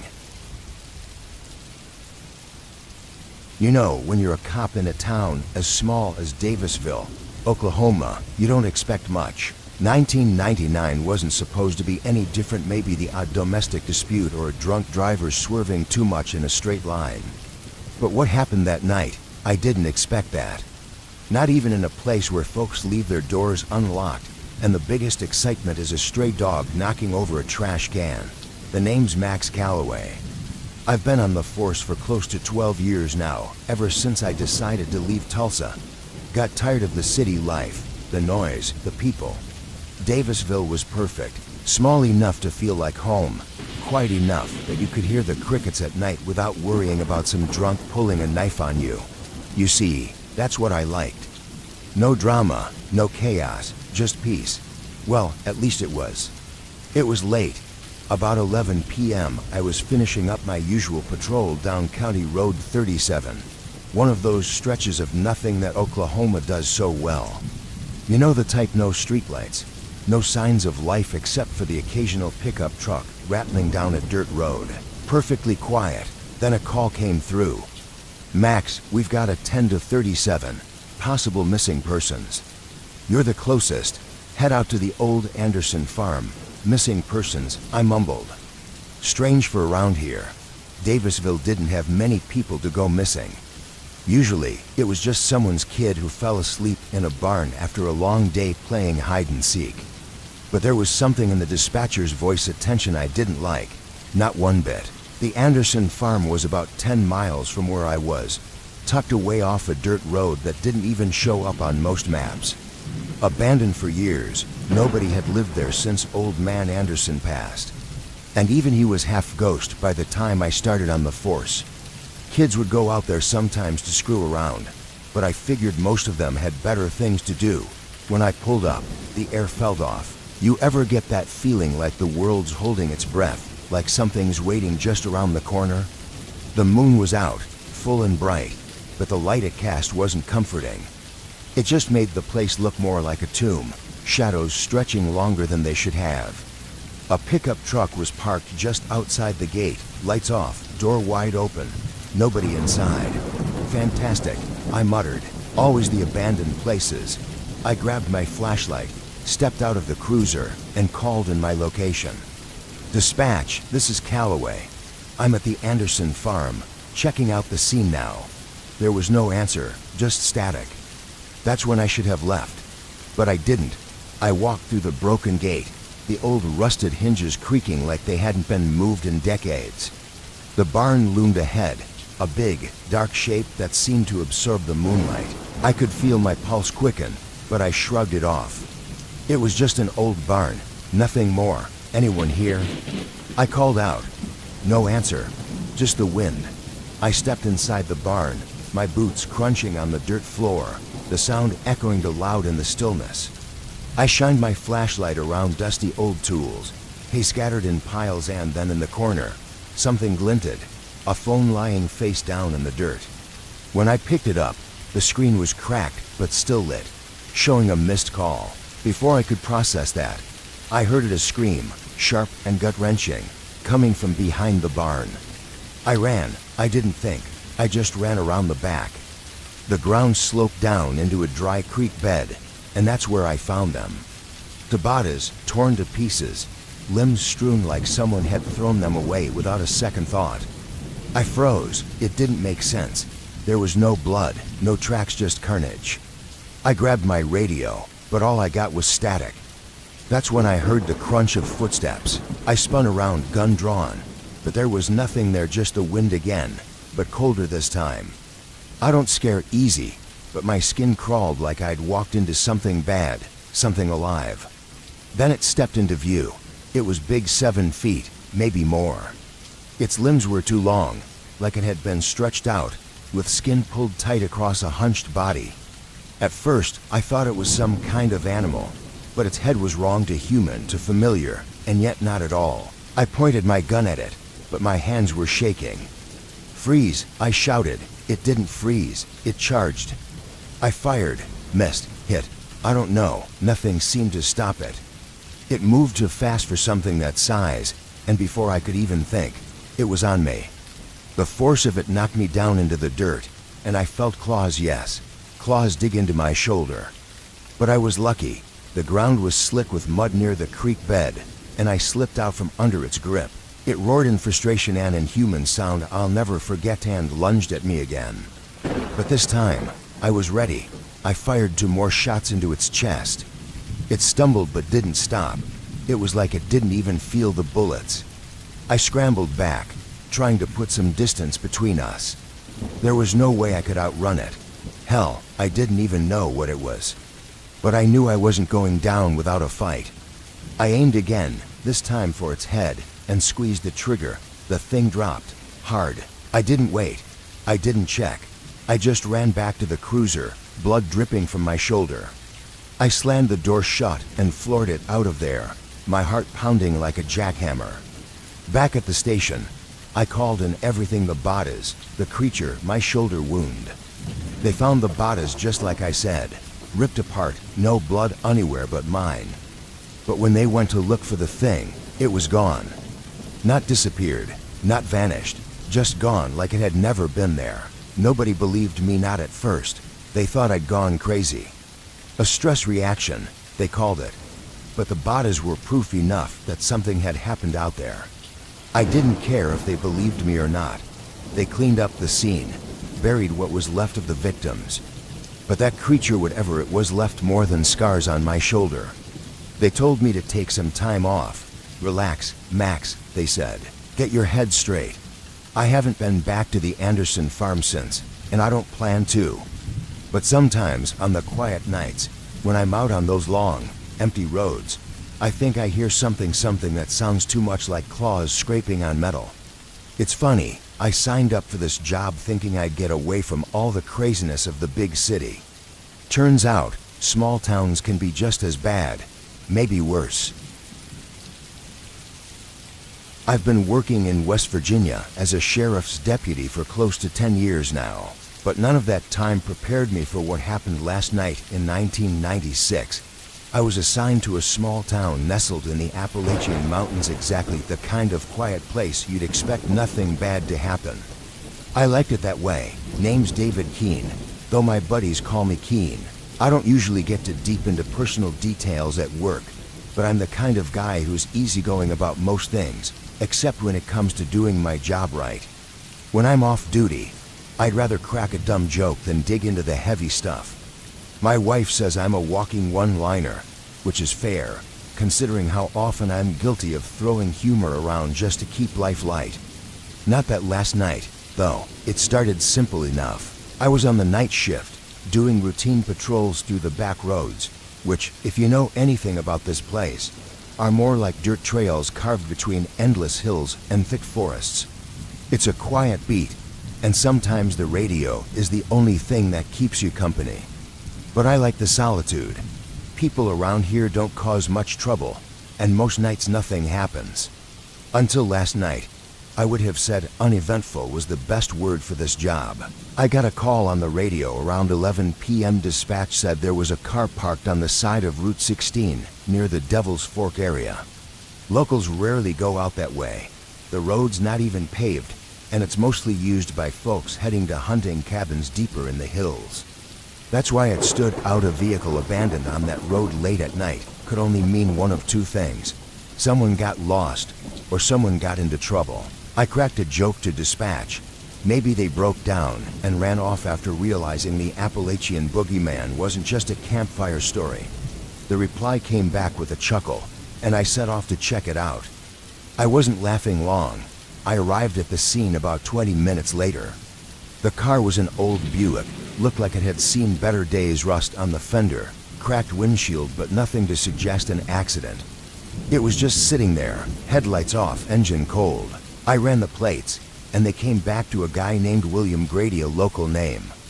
I looked around, figuring maybe Grady had gone into the woods to relieve himself or find help. People can be stubborn about walking the miles back into town, but something didn't feel right. Call it cop's instinct, but the air was too still, too quiet. No wind, no rustling in the trees, not even the sound of crickets. If you've spent enough time in the woods, you know when something's off. I grabbed my flashlight and stepped out of the cruiser, calling out for William. Nothing. I tried again. Still nothing. I shined the light around the car, looking for signs of life. That's when I noticed it. There were marks on the ground. They weren't tire tracks or footprints, more like something heavy had been dragged from the car and into the woods. I've seen plenty of weird stuff in my time, but the way the dirt was disturbed, it didn't look like a normal struggle. No shoe prints, just these long grooves carved through the soda like claws or hell. I don't know. All I knew was that this wasn't right. I called it into dispatch, but I didn't get a response. No static, no nothing, just silence. I stood there for a second, staring into the blackness between the trees. I'm not one to spook easily, but something about that silence got to me, like the whole forest was holding its breath. I almost thought about waiting for backup, but I couldn't shake the feeling that if I didn't move now, something would happen that I couldn't fix later. So I followed the marks. The trail led me about 50 yards into the woods, the beam of my flashlight barely cutting through the dense trees. I felt the dampness of the ground sink under my boots as I walked. My pulse picked up, but I kept moving. The drag marks became clearer as I went deeper, leading to a clearing where the ground had been torn up in patches. That's when I found him. William Grady was lying face down in the dirt, his limbs at odd angles, like something had tossed him around before leaving him for dead. Blood soaked his shirt and pooled beneath him. I knelt to check his pulse, but it was obvious the guy had been dead for a while. His body was cold, but it wasn't the state of his body that got to me, it was what had been done to him. His arms had been slashed up so badly that the skin and muscle were hanging in ribbons, torn like someone or something had shredded them with ease. There were bite marks along his side, but they weren't from any animal I'd seen. These weren't sharp like a wolf's or jagged like a bear's. They were wider, like the mouth of whatever bit him had a flat edge, or like its teeth had never developed the way they should have. It was strange, even for the animals in these parts. I stared at him for a second too long, the reality of it sinking in. I couldn't make sense of what I was seeing. Then I heard it, the first sound I'd heard since stepping into those woods. It wasn't close, but it was distinct, a scraping noise, like claws or something heavy being dragged along the ground. I felt my stomach flip, my breath catch in my throat. I turned the flashlight toward the sound, but it only caught the edge of trees swaying in the wind, or at least what I thought was the wind. I don't panic easily. But I'll be honest, something about that sound sent a chill through me I hadn't felt since I first started this job. It wasn't fear exactly, but something worse, like the feeling you get when you're about to step into a dark room knowing there's something waiting on the other side. I kept my hand on my holster, ready to draw if I had to, but that sound kept getting closer. I don't know what it was, but every instinct I had told me to get out of there, fast. Before I could react, something rushed past me, fast as a blur. The beam of my flashlight flickered, catching just the edge of something moving too fast to make sense of. I stumbled back, my pulse pounding in my ears. Whatever it was huge, and it was fast. I tried to track it with the light, but it was gone before I could get a good look. The only thing I could make out were more of those drag marks, but now they were fresh, leading deeper into the forest. I did the smart thing. I turned around and booked it back toward the car. I'm not proud of it, but if you'd been there, you would have done the same. Whatever it wasn't something I could take down with a gun, not alone. Back at the car, I tried the radio again, but still nothing. I felt the tremor in my hand as I gripped the receiver. In all my time on the force, I'd never been scared like that.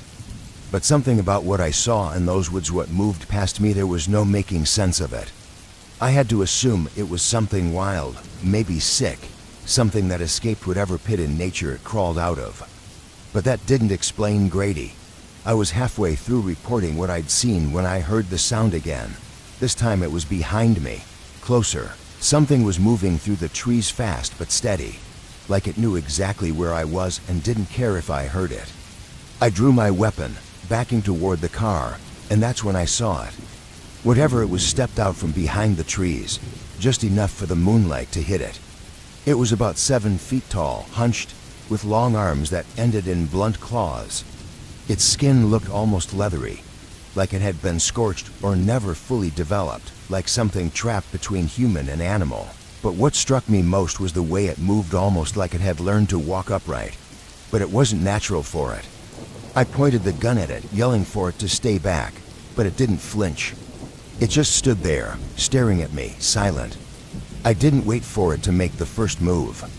I fired 2 shots, both hit center mass, but it didn't go down. It staggered back, snarling, but it didn't fall. Instead, it let out this low, horrible sound, like it was mad I even tried to stop it. Before I could get off another shot, it lunged forward. I barely had time to jump out of the way, rolling into the dirt as it crashed into the side of my cruiser, denting the door with its weight. I scrambled to my feet, heart pounding, but it was already circling around me. My mind was racing, my hands were shaking, but I didn't freeze. Training kicked in. I aimed again, this time for its head, and fired. The shot hit its shoulder instead, and it let out another sound, more furious than before. But this time, it didn't attack. It turned and bolted back into the woods, disappearing as quickly as it came, leaving nothing but those same drag marks in the dirt. We tried filing the paperwork as best we could, calling it an animal attack to keep things from spiraling. Officially, the report mentioned wild dogs or a bear, but those of us who were there that night knew better. We had an unspoken agreement to leave out the real details. No one would believe it anyway. A few days after the incident, the sheriff's department cordoned off Devil's Fork and nearby areas, setting up warning signs. People started avoiding the place, even the locals, who were usually too stubborn to pay attention to official warnings. But I couldn't shake the feeling that it was just the beginning. You don't see something like that and go back to normal life, not completely. One evening, about 2 weeks after the attack, I was working a quiet shift when I got a visitor, old man Jasper, one of the town's oldest residents. He came by the station unannounced and silent as a ghost. He didn't say much, just walked in, tipped his hat, and sat across from me. His eyes were dark, deeper than I'd ever seen, and there was something in the way he stared that unnerved me. He didn't blink. "You saw it, didn't you?" he said, his voice low and gravelly, like he was stating a fact. I nodded, though I didn't confirm exactly what. I didn't need to. He leaned in closer, his breath smelling faintly of tobacco and something older. "We call it the shadowkin. been around longer than these hills, longer than anyone can remember. We don't talk about them, 'cause it draws them closer. They're not just animals. They're smarter than you think. I swallowed hard, feeling the weight of his words settling over me. So what do we do? Jasper shrugged, his wrinkled hands tapping the arm of the chair. You don't do nothing. Stay out of their land, that's all you can do. They don't bother much unless you wander into their territory. And you did. His words hung in the air, heavy with finality. There wasn't much else to say. Jasper stood up, tipped his head again, and walked out without another word. The town moved on, as towns do. People carried on with their lives, but there were always whispers, folks warning each other not to stray too far into the woods or venture near Devil's Fork. And no one, not even the most curious of locals, dared to ask what had happened to Grady or Carson. As for me, I stayed with the department, but I kept my distance from those woods. I'm not the superstitious type, but I'm not an idiot either.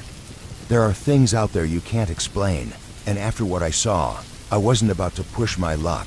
A few months later, I put in for a transfer, not because I was scared, not in the way you might think, but because I couldn't shake the sense that the forest had marked me somehow. Even when I wasn't there, I felt like it was watching, waiting for me to come back. And that was enough for me to pack up and leave. The last time I drove past the Devil's Fork sign was on my way out of town. I glanced toward the tree line one last time, half expecting to see something, but there was nothing. Just the same quiet stillness I felt before. It's been years since then, and I don't talk about what happened much. I don't have nightmares or scars, at least not the kind you can see, but every now and then when I'm driving through a dark stretch of highway or walking through unfamiliar woods, I get that feeling again. The sense that something's just a little too quiet, a little too still. And I remember Jasper's words, they're smarter than you think. So I keep moving, and I don't look back. You see, some things you don't need to explain. Some things you just need to stay away from. I didn't become a cop to make friends. I became one because it was the only thing that made sense after my brother disappeared. That was 15 years ago. In a small town like Yackle, Washington, nobody really goes missing, not for good, at least. But Robbie, he never came back. It's why I've stayed here, pounding the same dirt roads, hoping one day I'd figure it out. 1999. That year sticks with me like the smell of damp pine needles after it rains. I'm Aaron Griggs, and I'm the only cop this town's got. Population barely over 100, most of them old-timers who've been here since the place was just a handful of cabins and logging camps. It's quiet work, mostly too quiet if you ask me, which I suppose is why I took to patrolling the outskirts more than usual. The woods, I've got this stupid idea that maybe, just maybe, I'd find something. Closure, maybe justice, if you want to get dramatic. Most days it's the same empty roads, the occasional fox darting across the road. But then there are days like today. You know, the kind you get that itchy feeling at the back of your neck, like you're being watched, but can't prove it. I was about an hour outside of town, near the edge of Gifford-Pinchot National Forest, deep enough in that you wouldn't run into a soul unless they wanted to disappear. I'd stopped to stretch my legs when I noticed something strange. At first, I thought it was a pile of dead leaves, but no, it was a tarp covering what looked like a shallow pit. Curious, I walked over and peeled the tarp back. I wish I hadn't. The first thing that hit me was the smell. If you've never smelled a rotting body before, count yourself lucky. The pit was shallow, barely covered, and it held 3 bodies, 2 men, 1 woman. Faces bloated, skin blue and stretched, all of them mangled, torn apart like something had used them as a chew toy. No guns, no knives. This wasn't some crazed hermit with a grudge. This was something else. I don't know what kept me from vomiting, but I snapped into cop mode real quick, grabbing my radio. I called it in, but out here the signal's spotty at best. Figures. I cursed and did the only thing I could, try to figure out what the hell had happened. The first body, the woman, had claw marks down her side, jagged and deep. Too deep for a bear, too erratic for a mountain lion. Something stronger, bigger, The other two men were worse off, limbs twisted at odd angles, flesh torn right down to the bone in some places. They didn't stand a chance. I looked around, scanning the tree line for any sign of movement, but there was nothing. Not even birdsong. It was like the forest had gone still, holding its breath. And that's when I heard it, the faintest shuffle of leaves behind me. I turned, hand on my sidearm, and there it was. I'd never seen anything like it, tall, hunched, but fast. Its fur, or was it skin, was matted, slick with something dark. It moved like a predator, circling me but keeping its distance. I drew my gun, and I swear it grinned. Not like a person grins, more like a wolf, all teeth and no warmth. You ever meet someone who thinks they're invincible? I muttered under my breath, my own nerves laughing at me. Well, meet the guy who's just now realizing he's not. I fired off 2 rounds, aiming for center mass. The shots echoed, cracking through the trees. It should have dropped, but all it did was stumble back like I'd thrown a rock at it. I tried again, another 2 shots, this time hitting its leg. Same damn thing. It stopped moving for a second, gave me this sideways look like it was thinking, and then it rushed me. I scrambled back, but I wasn't fast enough. It was on me in a second, claws raking across my vest. Pain exploded across my chest, and I hit the ground hard. My gun slipped out of my hand, skidding across the dirt. The thing loomed over me, saliva dripping from its teeth. Eyes, God, I don't even know if it had eyes. Okay, Aaron, this is it, I thought. You're about to be an appetizer. But something happened. It paused, sniffing the air like it had just caught wind of something better. I took the chance, kicking at its legs. It staggered back enough for me to crawl toward my gun. My hand found the grip just as it lunged again. This time, I didn't aim for its body. I aimed for its head. 2 more rounds, right into what I hoped was its brain. It howled, or at least made a sound that I felt more than heard, and collapsed on top of me. Heavy, still twitching. I rolled out from under it, panting, covered in sweat and something else. I pushed it off, and for a moment, I just sat there, staring at the thing. It looked like a bear, but not quite. Its limbs were longer, its face too narrow, too human. I didn't understand it, and I didn't want to. I got up, limping back to my truck, trying not to think too hard about the fact that it took 6 shots to take the damn thing down. My chest was on fire from where it had clawed me, and I could feel blood seeping through my shirt. But I had to get out of there.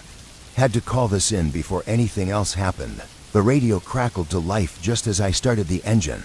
This is Griggs. I'm going to need backup. Now, 2 hours later, I was sitting in the back of an ambulance, watching as Sheriff Corwin paced up and down the scene. His face was red, sweat trickling down his neck. I could tell he wasn't buying it. Hell, I barely believed it myself. You're telling me, he started, arms crossed, that some animal, what, a bear, attacked these folks and you just happened to kill it? I shrugged, wincing at the pain. It wasn't a bear. He gave me a look, one that said I'd better think long and hard about what I was saying next. Then what was it? I don't know, but it's dead now. He shook his head. You've been out here too long, Aaron. Maybe it's time to take a break, get some air. You're starting to sound like those loonies who claim Bigfoot's real. I wanted to laugh, but I didn't have the energy. Go take a look. It's still there. Corwin's men had already bagged the bodies, and I could see them hauling the creature into a truck. He shot me another glance, and then walked off toward his cruiser. I sat there, staring at the trees, my mind going over the same thought again and again. Whatever that thing was, there had to be more of them. And worse, I had a gut feeling that this wasn't the first time it had killed. It was too calculated, too aware. A paramedic tapped me on the shoulder. You're lucky, man. Those cuts missed your lungs by inches. Lucky, yeah. Let's go with that. I gave him a weak grin and let them patch me up.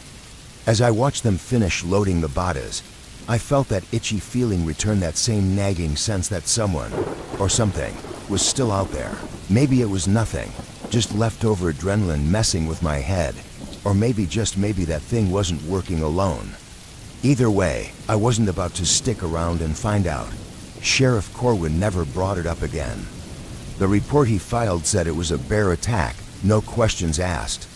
He didn't like loose ends, and he certainly didn't want anyone thinking Yackle had some kind of monster roaming the woods.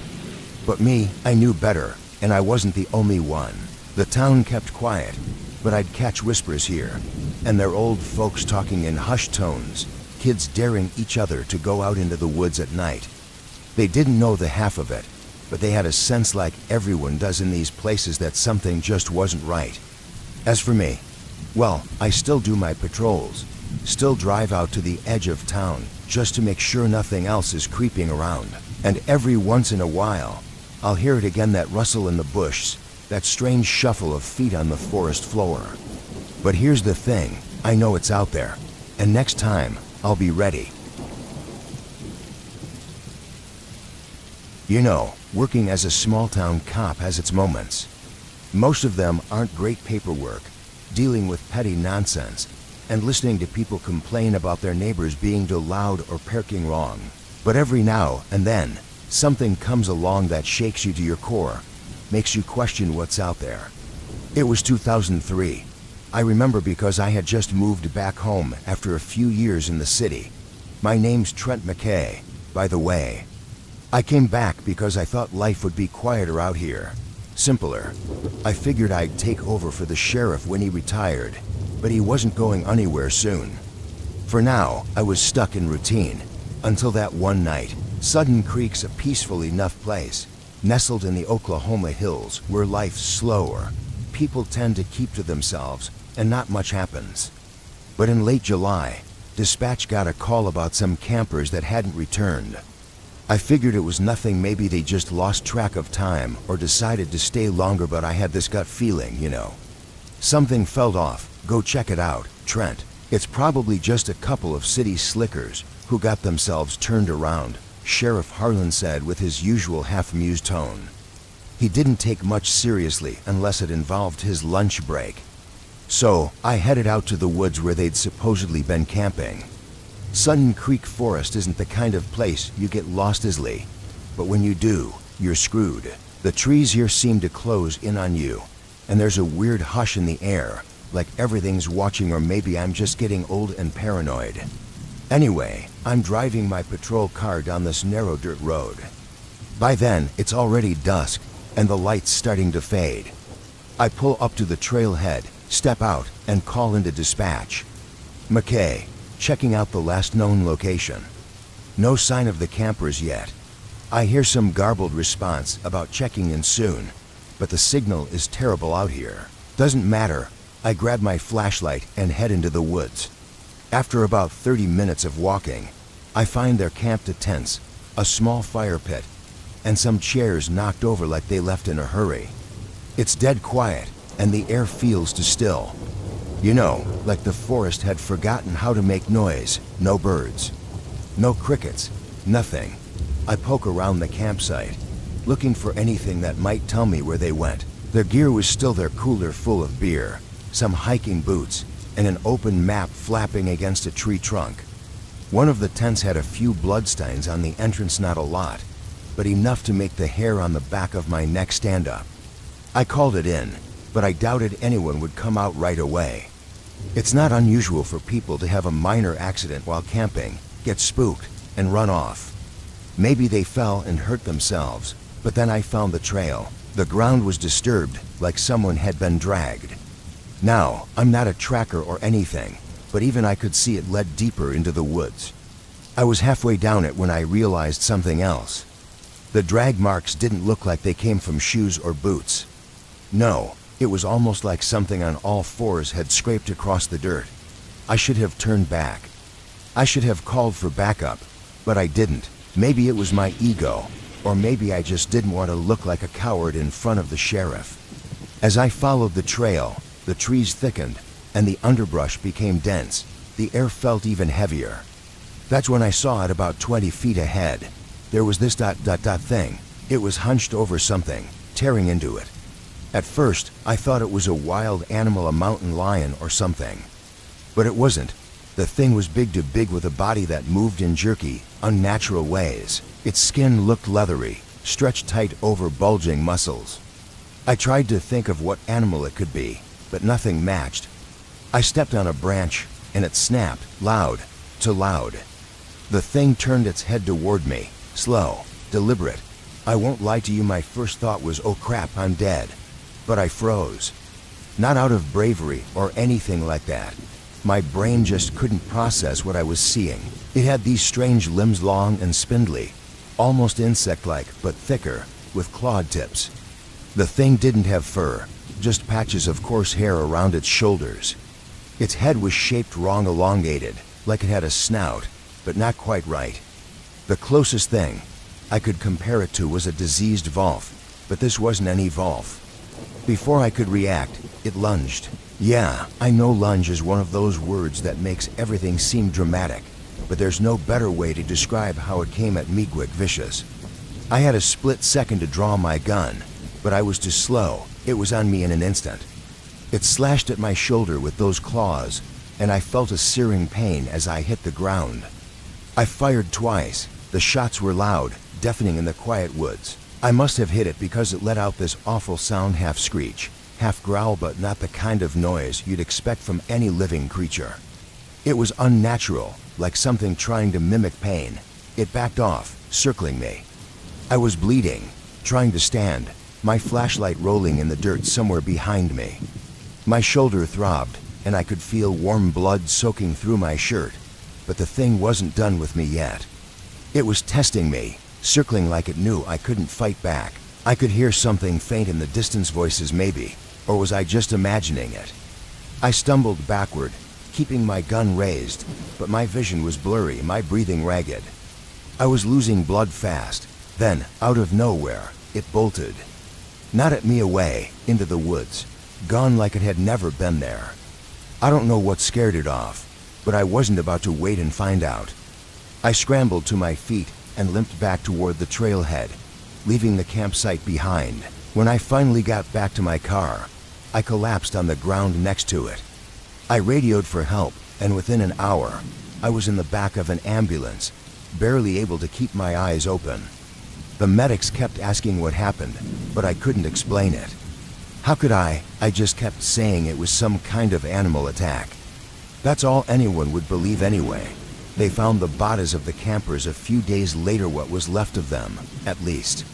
They never officially said what killed them, but I knew. I never went back to Sutton Creek Forest. I didn't have to. Whatever that thing was, it was still out there, lurking, waiting for its next meal. And me, I kept my mouth shut. No one would have believed me if I told them the truth. Somehow, though, I think Sheriff Harlan knew. He never asked me about it after that night. Maybe he'd seen something like it before. Maybe he hadn't. Either way, he let it go, and so did I. The only thing left behind were the scars on my shoulder, and the memory of that thing standing there in the woods watching, calculating. That's all I could tell you, and I'm okay with that.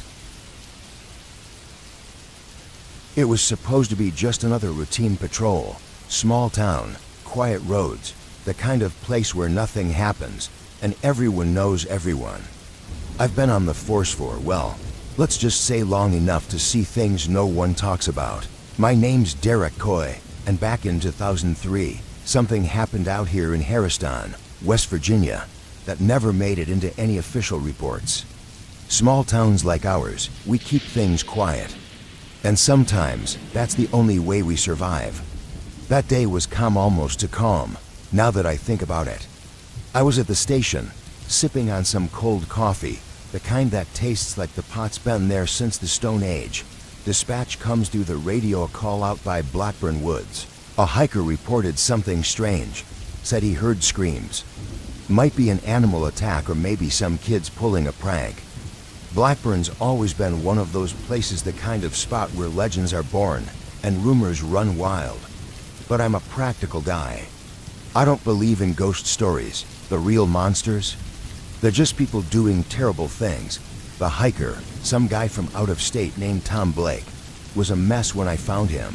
He was pacing by the entrance to the trail, sweating like a sinner in church. He kept glancing back over his shoulder like he expected something to jump out of the woods at any second. "Officer," he said, voice shaky, "you got to come with me." "I think something's wrong back there," I heard. I don't know what I heard, but it wasn't right. Something bad. I sized him up mid-30s, clean-cut, not the type to mess around. I followed him down the trail, my hand resting on my sidearm. He wasn't giving me much to go on, just muttering under his breath about how something felt off. About 20 minutes in, I noticed it too. The birds had gone silent, and the woods seemed wrong, like the trees were holding their breath. We reached a clearing where the grass was trampled down, like something big had been there, rolling or dragging itself across the earth. And then we saw it, the body. Tom Blake recoiled, nearly stumbling backward. It was a man, or what was left of one. His torso had been ripped open, skin and muscle shredded like wet paper. Bones jutted out at unnatural angles, and his face was twisted in a frozen scream. This wasn't an animal attack. No bear does that kind of damage. I radioed it in, called for backup, but something in the pit of my gut told me we weren't dealing with anything normal. We crouched down, and I examined the scene more closely. Whoever or whatever did this wasn't just killing for survival. The cuts were too deliberate, too vicious. This was enjoyment. There was no sign of a struggle around the man, no weapons nearby, and no tracks leading to or from the body. "You said you heard screams?" I asked Tom, keeping my voice low. "When?" "About an hour ago," he replied, looking around nervously. But it wasn't just one scream. It was like someone was being ripped apart bit by bit. I ran as fast as I could, but I didn't see anyone else. I wasn't sure if I believed him at first, but when I noticed his shoes were soaked in mud from the creek back on the trail, I knew he'd come from the direction of the body. We stayed there waiting for backup, and that's when I heard it. At first, it was faint, a low sound carried on the wind, almost like breathing, but not quite. It was too heavy, too deliberate. My heart started to race as I strained to hear. Tom's face went pale, his hands shaking. "You hear that?" I asked. "I'm not sticking around to find out," Tom stammered. "Whatever it is, it's close." He turned to bolt, but I grabbed his arm. "Not yet. You run. You might lead it right to us." I tried to think fast. Whatever was out there, it was still hunting, and if this thing wasn't done, we needed to be smart. I pulled out my flashlight and swept the tree line. Something moved just for a second, a shadow too large to be human darting between the trees. My breath caught in my throat. Then I saw it, brief but clear enough to make my skin crawl. It wasn't just an animal. The way it moved, it wasn't right. This wasn't some hungry vol for coyote. It was something bigger, meaner, something that had no business being in these woods. "Derek," Tom whispered, his voice shaking. "We need to go now." I didn't argue. We started to back out of the clearing, my hand never leaving my sidearm. But we weren't fast enough. Behind us, a branch snapped, and then the ground rumbled like something massive was pounding its way toward us. The thing was running fast. "Run!" I yelled. We tore through the woods, not caring about direction, just trying to get as far away as possible. My radio crackled with static as I tried to call for backup again, but all I got was white noise. I'm not out of shape, but I swear those woods had never felt so endless. My legs burned, lungs screaming for air, but I didn't stop. Whatever was behind us, it wasn't going to stop either. I could hear it crashing through the brush like a freight train, its guttural breath hot on our heels. Then Tom screamed. I turned just in time to see him get yanked off his feet like a rag doll, dragged into the underbrush.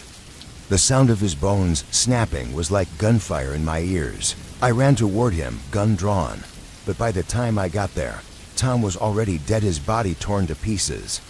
Whatever had taken him was gone, just gone. I backed away, trying to keep my breath steady, but the air felt thick, heavy with the scent of blood and sweat. My mind raced. This wasn't a bear. It wasn't a wolf. It wasn't anything that made sense, but it was out here, and it was hunting. I stumbled through the woods, back toward the road, my pulse hammering in my ears. I could still hear it, that thing circling somewhere just beyond the trees, playing with me like a cat with a mouse. It wasn't coming for me yet. It was waiting, watching. Finally, I broke through the tree line, collapsing onto the pavement as my backup arrived. They found me gasping for breath, covered in dirt and scratches. I tried to explain, but my words wouldn't come out right. I just pointed back toward the woods where Tom had died. What happened? They kept asking me, but I didn't know what to say. They never found Tom's body, not all of it anyway. What they did find was enough to send a shiver through the whole town, but no one talked about it. The official story, an animal attack, but I knew better. We all did. There was something else in those woods, something that was still out there. And every once in a while, someone else would go missing, and the same old rumors would start up again. Me, I keep my head down now, patrol the roads, stay out of Blackburn. I've told myself I'm too old to go chasing shadows, too practical for that kind of nonsense. But every time I pass the entrance to that trail, I can still hear Tom scream in the back of my mind. And whatever it was, it's still out there. No one believes me, but I know what I heard. I know what I saw. It wasn't a bear. It wasn't a wolf. It was something worse, something that shouldn't exist. They always say you get used to the quiet out here, but that's not true. The silence never feels natural, not when it stretches across miles of flat Kansas plains, broken only by the creaking of old fences and the faint rustle of wind through dry grass. It's 1996, and I've been a sheriff's deputy in this small town for 3 years. Name's Clayton Herrick. No one ever calls me Clay, though, except my brother. But he's been dead for 7 years. Cancer. Most people who come through this stretch of farmland don't stay long, and honestly, I can't blame them. There's nothing here but dust, barns, and the occasional lost traveler. Every so often, you get the ones who think they'll make it big in the city and pass through on their way out. But the place spits them out like it does everyone else. It was the first day I'd been on patrol alone in a while. Not much happens here, but we get the odd call now and again. Some kids vandalize an old barn, a cow loose in the middle of the road, that kind of thing. But this call was different. A farmer named Jim Bonner, someone I know too well, called in around noon. Said his daughter Lizzie hadn't come home last night. She's 17, with a bit of a wild streak, but nothing that ever got her into serious trouble. She was supposed to be out with some friends, but they hadn't seen her either. This wasn't typical Lizzie. I drove out to the Bonner place, a small, rundown farm just outside town. Jim met me at the gate, his face hard as stone, but there was something in his eyes that told me he was scared.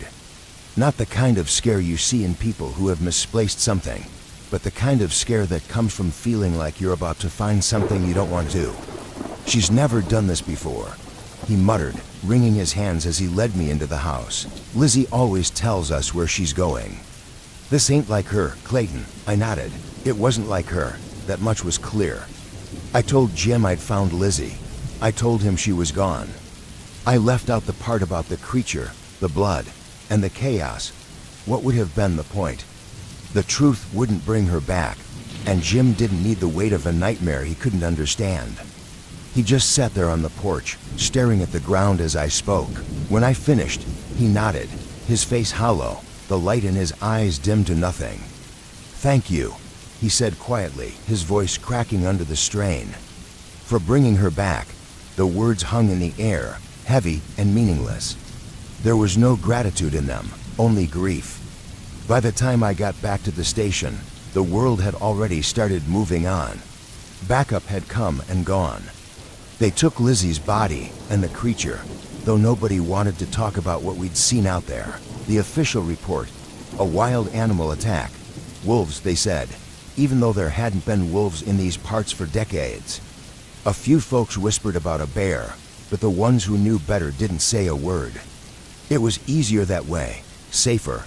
I stayed on for a few more months, going through the motions of patrols and paperwork, but nothing felt the same. The quiet of the town wasn't comforting anymore. It pressed down on me, heavy and suffocating, like the woods that night. Every creak of a barn door or rustle of wind in the fields set my nerves on edge. I'd lie awake in bed, staring at the ceiling, hearing that low, guttural growl in my head, replaying the moment Lizzie's lifeless body came into view. Old man Schmid didn't talk about what happened either. He was back to tending his fields within a week, moving slower, his face more lined than it had been before. But every now and then, I'd catch him glancing toward the tree line, his shotgun within reach, his expression wary. He knew, just like I did, that we hadn't seen the last of whatever that thing was. The town buried Lizzie Bonner in the small cemetery by the church. It was a quiet affair, as most funerals are here. People brought casseroles and said all the right words, but the atmosphere was thick with unease. Nobody asked too many questions, but I could see the unspoken fear in their eyes. They all knew something was wrong, even if they didn't know what. A few weeks after the funeral, I put in for a transfer. I didn't tell anyone why. I just said I needed a change of pace, but the truth was I couldn't stay. Not after that night. Not after hearing Jim's voice crack when he asked, why? I didn't have an answer then, and I still don't. The last time I drove past the Bonner farm, I couldn't bring myself to look at the house. I kept my eyes on the road and my hands on the wheel, but I couldn't shake the feeling that I was being watched. Not by Jim, not by anyone from the town, but by something deeper, older, and far more dangerous. Even now, miles away from that place, I still feel it sometimes. A weight in the air, a silence that stretches too long. A shadow in the corner of my eye that disappears when I turn to look. I keep telling myself it's just my imagination, just the memory playing tricks on me. But deep down, I know better. There are things out there in the dark, things that don't belong in this world. And sometimes, they come into ours, leaving scars on the land, on the people, and on the ones who survived to tell the tale. I promised Jim I'd do everything I could to find her, then got back in the patrol car and started my usual route, checking all the places Lizzie liked to hang out with her friends. The old railroads, the lake, even the abandoned grain silo a few miles out of town. But there was no sign of her anywhere. By the time the sun dipped low, casting long shadows across the fields, I was heading back to town, dreading what I'd have to tell Jim. That's when the call came through dispatch. Sheriff, you better get over to the Schmid farm. We got a situation. When I pulled up, the place was alive with chaos flashlights cutting through the dark, panicked shouting, and Mrs. Schmid sobbing into her hands. Old man Schmid stood near the barn, his shotgun hanging limp in his hands. I pushed through the crowd, bracing myself for what I was about to see. Tabatas. One lay face down in the dirt, torn open like some savage animal had ripped it apart. Blood soaked into the ground, dark and glistening under the flashlight beams. The other was slumped against the barn wall, its neck twisted at an impossible angle. Who are they? I asked, already knowing I didn't want to hear the answer. Travelers, old man Schmid muttered, his voice shaky. Came through earlier today, said they were heading west. My boys found M like this. I crouched next to the first body, my stomach knotting tighter the longer I looked. No tracks, no signs of struggle, and the wounds God, the wounds. Too vicious for a person, too clean for an animal. It didn't make sense. Get everyone inside, I ordered. Whatever did this might still be nearby. Old man Schmid nodded, though his expression told me he didn't believe it was any animal. And deep down, neither did I radioed dispatch, told them to send backup, though I knew help wouldn't come until morning. Out here, we were on our own, especially when things got serious. It wasn't until midnight that I saw it. A dark shape, barely more than a shadow, moving along the horizon with an unnatural speed. I drew my weapon and started toward it, heart pounding with every step. It slipped through the trees near the gully by the Schmid farm, and I followed, barely keeping it in sight. That's when I found Lizzie. Her body lay crumpled in the dirt, her pale face turned skyward, lifeless. Blood soaked through her clothes, and deep gashes marked her arms from shoulder to wrist. My knees buckled, and I dropped to the ground next to her. I reached for my radio with trembling hands, desperate to call it in, but a sound stopped me cold. Breathing, slow, heavy, and close. I turned, my gun raised, and saw it. Massive, covered in matted fur, with limbs too long and bent in ways that made my stomach churn. Its face, if you could call it that, was somewhere between a wolf and a nightmare, snarling as it crouched low, ready to pounce. I fired. The shot hit its shoulder, but it barely flinched. Before I could react, it was on me, claws digging into my skin as it knocked me to the ground. The air rushed out of my lungs, and for a moment, I thought it was over. Then a gunshot rang out. The creature recoiled, screeching in pain, and I scrambled to my feet, turning to see old man Schmid standing there, his shotgun still smoking. "Get up, boy," he yelled, reloading as fast as his shaking hands could manage. "It ain't dead yet." I grabbed my gun, adrenaline pushing past the pain in my chest. The creature started to rise, its movements jerky and wrong. Together, Schmid and I opened fire, hitting it again and again until it finally collapsed, twitching in the dirt. For a long moment, neither of us moved, just staring at the thing. "What the hell is that?" I asked, my voice raw. "Damn if I know," Schmid muttered, shaking his head. "But it sure ain't like anything I've ever seen." By the time backup arrived, the first pale light of dawn was creeping over the fields. The scene was grim. Lizzie, the two travelers, and the creature's mangled body lying in the dirt. No one asked questions. No one wanted to. The bodies were loaded into trucks, including the creature's, though I had a sinking feeling we'd never hear about it again.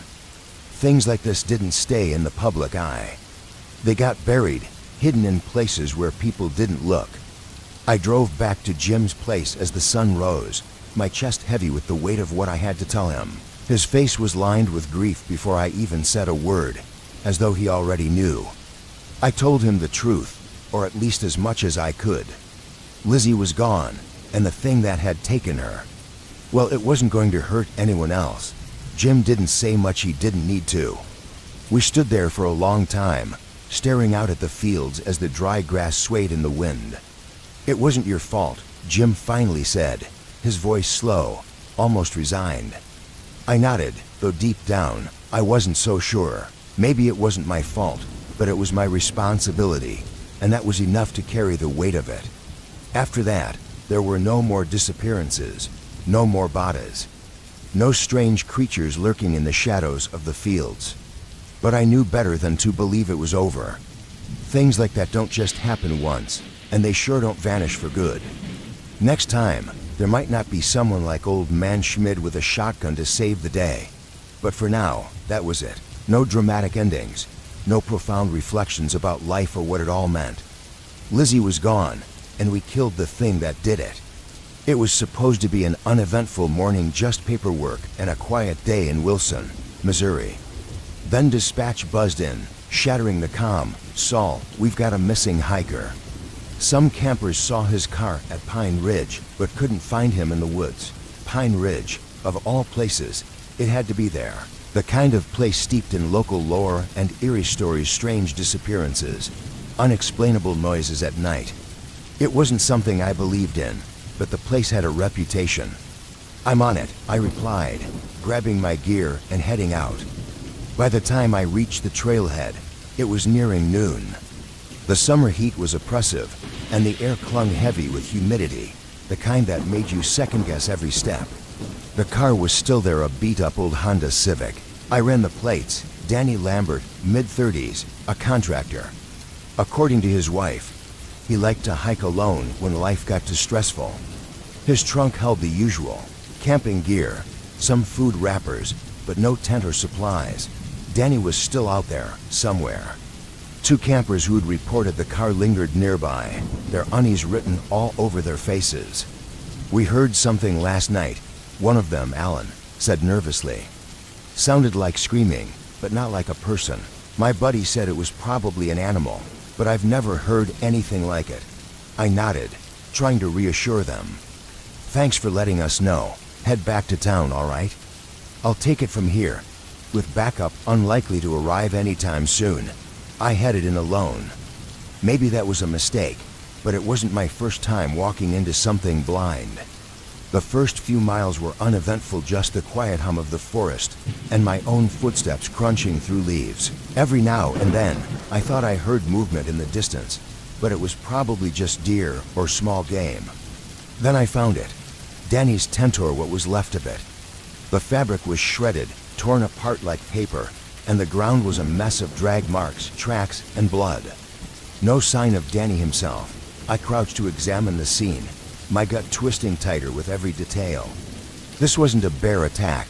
I'd seen enough of those to know the difference. The gashes were too precise, too sharp, like they'd been made by claws from something I didn't recognize.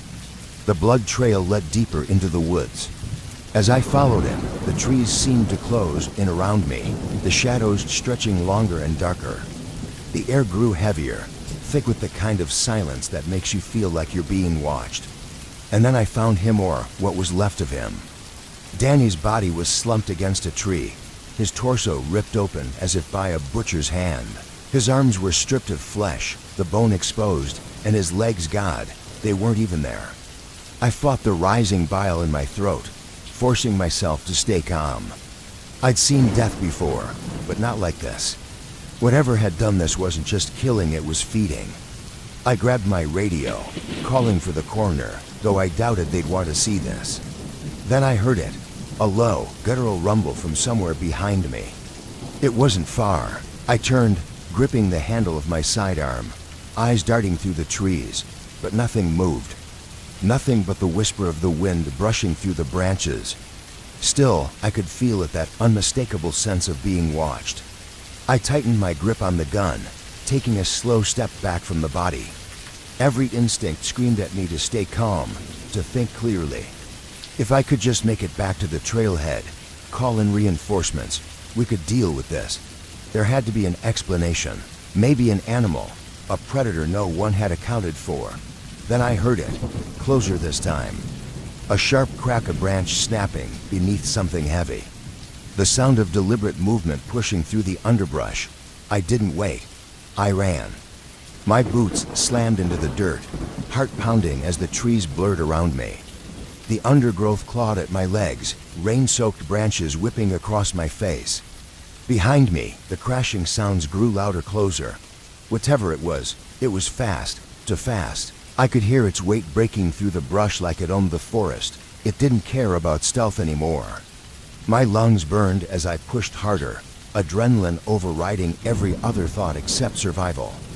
I stumbled over a root, nearly falling, but caught myself and kept moving, blind panic propelling me forward. Finally, the trailhead broke into view, and I barreled into the clearing, skidding to a halt as I whipped around. Nothing, no movement, no sound. It was like the forest had swallowed whatever was chasing me whole. Soaked with sweat and rain, my breath ragged, I staggered back to the car, unable to shake the feeling that it was still there watching, waiting. Later that night, when I filed the report, I kept it brief. Danny Lambert, deceased. Cause of death, likely mauling by an unidentified predator. But I didn't write everything down. Not the part where I ran. Not the part where I knew something unnatural was hunting me. No one would believe me anyway. The coroner's words that night didn't help. This wasn't a bear, Saul, he said, his voice low. There's nothing in these woods that could have done this. He didn't need to convince me. I knew it already.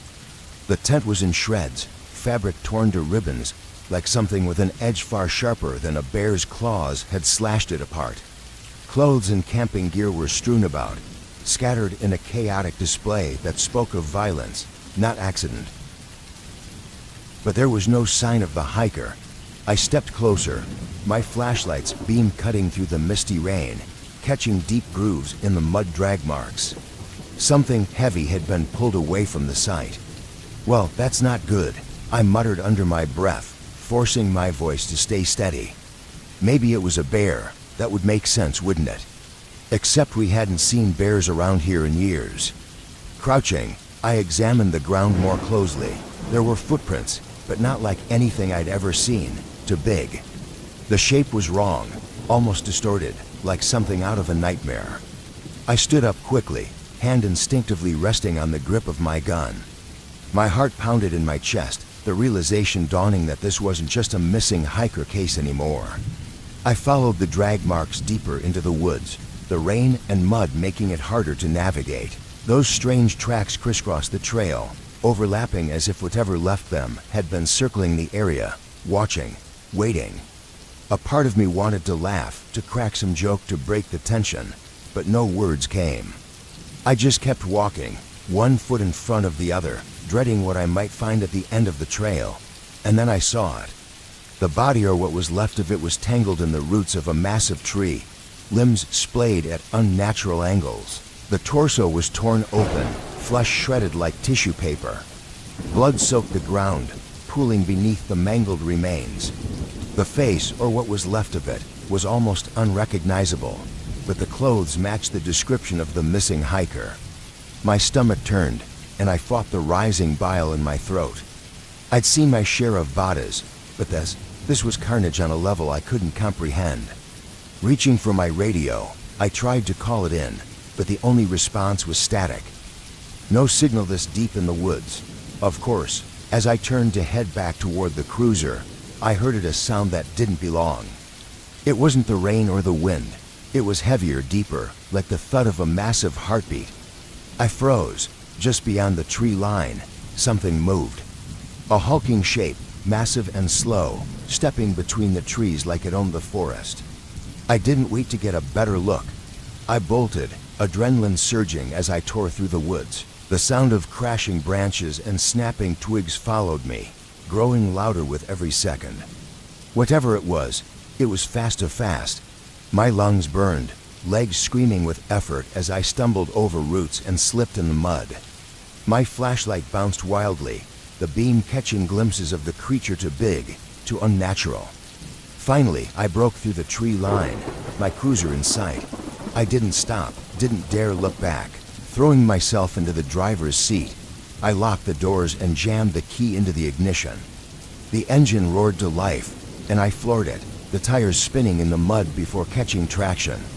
I tore down the road, my hands gripping the wheel so tightly my knuckles turned white. Even halfway back to town, I kept checking the rearview mirror, expecting to see that hulking shape chasing me. But it never came. By the time I reached the station, I was soaked, shaking, and struggling to process what I'd just seen. I filed the report, sticking to the basics. The hiker was dead, likely the victim of a predator attack. But I left out the tracks. The sounds, the shape in the woods. No one would believe me. Hell, I wasn't sure I believed it myself. That night, I couldn't sleep. Every time I closed my eyes, I saw the shredded tent, the mangled body, and those impossible tracks. And I knew deep down that whatever had killed that hiker wasn't done. It was still out there waiting. The locals called it Devil's Wood, and while I wasn't the superstitious type, even I wasn't keen on turning it into a regular hiking spot. As I pulled up to the Jenkins farm, the air seemed heavier, and old man Jenkins was already waiting by the barn, his shotgun slung over his shoulder like an extension of his arm. "Bryce," he greeted, his voice low, the lines on his face deeper than usual. "You're gonna want to see this." He led me behind the barn, where the scene made my stomach drop. 3 cows lay scattered in the grass, their bodies shredded in ways that no predator I knew of could manage.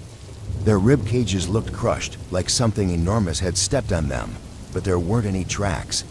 Just claw marks long, deep, and vicious, like they'd been carved with machinery. "What the hell happened here, Jenkins?" I asked, crouching down. Jenkins spat into the dirt, his gaze fixed on the mangled remains. I didn't see it, but I heard it. Big, fast, took him down like they were toys. I felt that familiar churn in my gut, the one that always told me to walk away. But curiosity's a killer, isn't it? "I'll check it out," I said, standing up and brushing my hands off. "You don't want to do that, boy," Jenkins warned, shaking his head. "Ain't no good comes from going in those woods." "I'll be fine," I lied. I radioed dispatch to let them know I'd be out of the cruiser for a while, then headed toward the tree line with my flashlight in hand. The forest loomed ahead like a wall of black, ancient and impenetrable. It felt alive, and not in the peaceful, nature-loving way. Every step in, the air got thicker, harder to breathe, like the forest itself didn't want me there. About 10 minutes in, I heard it. Branches snapping off to my left. My hand dropped to my gun, but I kept walking, forcing myself to believe it was just a deer. But then I saw it, a blur of fur and muscle darting between the trees. Whatever it wasn't a deer, and it wasn't natural. I froze, my grip tightening on the gun. The thing was massive, its limbs moving in ways that made my skin crawl, like its body didn't quite fit together. Then came a loud crash behind me. I spun around, my heart hammering, but the darkness hid whatever was out there. Before I could react, it charged. I fired blindly, the gunshots cracking through the trees, but it didn't matter. The thing slammed into me, knocking me to the ground, and all I could see were claws slicing through the air. Pain exploded up my leg, and when I looked down, my right foot was just gone, torn clean off. I screamed a raw, primal sound I barely recognized as my own. Whether it was the pain or the terror, I don't know, but then, just as quickly as it had attacked, the thing vanished into the shadows. I lay there, blood pouring from what was left of my leg, staring up at the tangled canopy above. I should have been dead. Maybe it let me live, or maybe it just didn't care. Either way, I wasn't sticking around to find out. With every ounce of strength I had, I crawled. Every inch felt like a mile. Blood soaked my uniform, leaving a bright trail behind me that might as well have been a beacon for whatever was still out there. When I woke up, it was in a hospital bed. My leg was wrapped in enough gauze to make a mummy, and Jenkins was sitting by the window, his shotgun propped against the wall. "You're lucky," he said, not looking at me. "Damn thing left you alive." I stared at him, my throat dry, my voice barely a rasp. "What the hell was it?" Jenkins turned, his eyes colder than I'd ever seen. "It ain't from this world, boy. That thing's been here longer than me. Longer than you, maybe longer than this land itself." I didn't have a response. What could I say? 2 months later, I hobbled back to the Jenkins farm, a crutch under my arm and a permanent limp reminding me of that night. The woods still stood, dark and foreboding, but something had changed. Jenkins told me the thing had come closer since then, right up to the barn. Its claw marks were carved into the doors now, deeper and bolder. The town had started whispering again, but it wasn't like before. These weren't just rumors anymore, they were warnings. Families packed up and left, not bothering to sell their land. Jenkins was right, that thing wasn't from this world. And whatever it was getting hungrier. It wasn't far off. I turned, hand resting on my sidearm, scanning the trees for movement. Nothing moved, just the wind brushing against the leaves, but I knew better. Something was out there, watching. I kept my hand on my gun as I stepped away from the bodies, trying to stay calm. If I could just make it back to the trailhead, call in the proper teams, we'd figure this out. There had to be a rational explanation of predator, maybe an animal we hadn't accounted for. Then I heard it again, closer this time. A branch snapped, followed by the unmistakable sound of something heavy pushing through the underbrush. I didn't wait to see what it was, I ran. I'm not a sprinter, but adrenaline works wonders. My boots slammed against the dirt, breath coming in ragged gasps as I tore through the forest. Whatever was behind me, it was fast. I could hear it crashing through the trees, plowing through the brush like it didn't care about stealth anymore. I don't remember much about those next few minutes, just blind panic, raw and consuming, the kind that turns your thoughts to static. The sheer terror of knowing something was hunting me made every step feel like a desperate fight to stay alive. I nearly tripped over a fallen log, scrambled to my feet, and kept going. When I finally broke through the tree line and onto the trailhead, I was drenched in sweat, my heart pounding so hard I could barely hear anything else. I turned, half expecting to see it burst out of the woods behind me. But there was nothing, no movement, no sound. It was like the forest had swallowed the thing whole, hiding it away. But I knew it was still out there, lurking just beyond the trees. When I got back to the station, I filed the report short, clean, no room for speculation. Danny Lambert was dead, mauled by what appeared to be an unidentified predator. That was the official story. But I didn't write down everything, not the part where I ran, not the part where I knew something was following me, unseen and relentless. because no one would believe that. Later that night, the coroner came back with his findings. He looked me dead in the eye and said, "Cole, this wasn't a bear. There's no animal in these woods that could have done this." He didn't have to tell me twice. The next morning, I drove back to the gravel pit with a couple of deputies. This time, we were fully armed. We combed the area, searching for tracks, for signs of whatever had killed Danny Lambert. We found nothing, no predator, no creature. Just the remains of Danny and the suffocating weight of the woods around us. I left the gravel pit that day knowing one thing for certain: whatever had killed him wasn't done. It was still out there, waiting. I didn't need to look back. I could hear it crashing through the woods behind us, the heavy, bone-shaking sound of something massive gaining ground. Every step brought it closer. The girl stumbled, falling hard into the dirt. I grabbed her arm, practically dragging her along as we sprinted toward the car. The ground seemed to tremble beneath us with each pounding step of whatever was chasing us. When we finally reached the car, I threw the door open and shoved her inside. Then I saw it, fully, clearly. It stood hunched onto legs, its body covered in matted fur, but its face was wrong, to human. Its long arms ended in massive claws, dripping with blood, and its mouth. Its teeth were jagged, predatory, something straight out of a nightmare. I fired 2 shots, aiming for center mass. The bullets hit, but the thing barely flinched. It let out a sound that shook me to my core, a half scream, half growl that made my bones feel like they might shatter. Then it charged. I dove into the car, slamming the door shut just as it collided with the side of the vehicle. The force rocked the car, metal groaning under the impact. "Go, go, go," the girl screamed. I floored the gas, the tires spinning in the dirt before catching traction. The thing kept pace for a few horrifying seconds, claws raking against the car, before disappearing back into the trees as if it had never been there. We drove in silence. The girl was shaking, blood dripping from her wounds, but she was alive. That was more than I could say for the others. By the time we made it back to town, my radio crackled to life. "Rook, where the hell are you?" I didn't answer, not right away. What could I say? That I'd seen something out of a nightmare?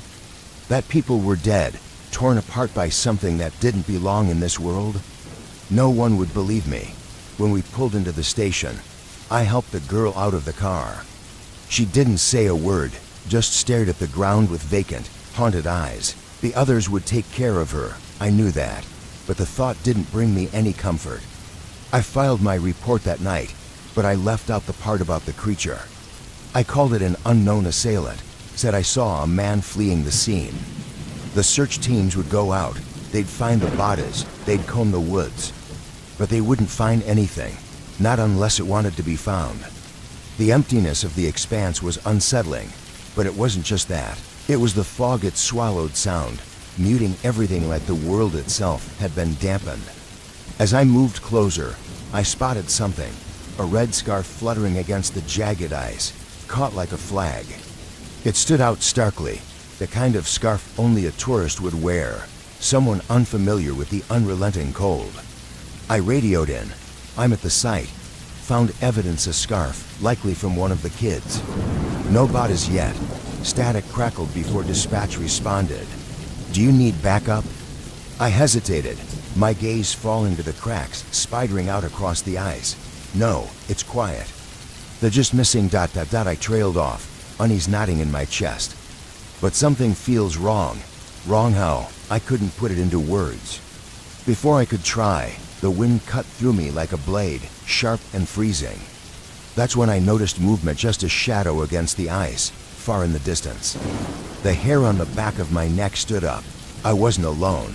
"I'll check it out," I said, cutting the transmission before they could argue. I moved cautiously, my boots crunching the brittle surface and sending out faint cracks with each step. Whatever was out there had to be an animal, a bear, maybe, or a seal, but the shape didn't move like either. It was too fast, too deliberate.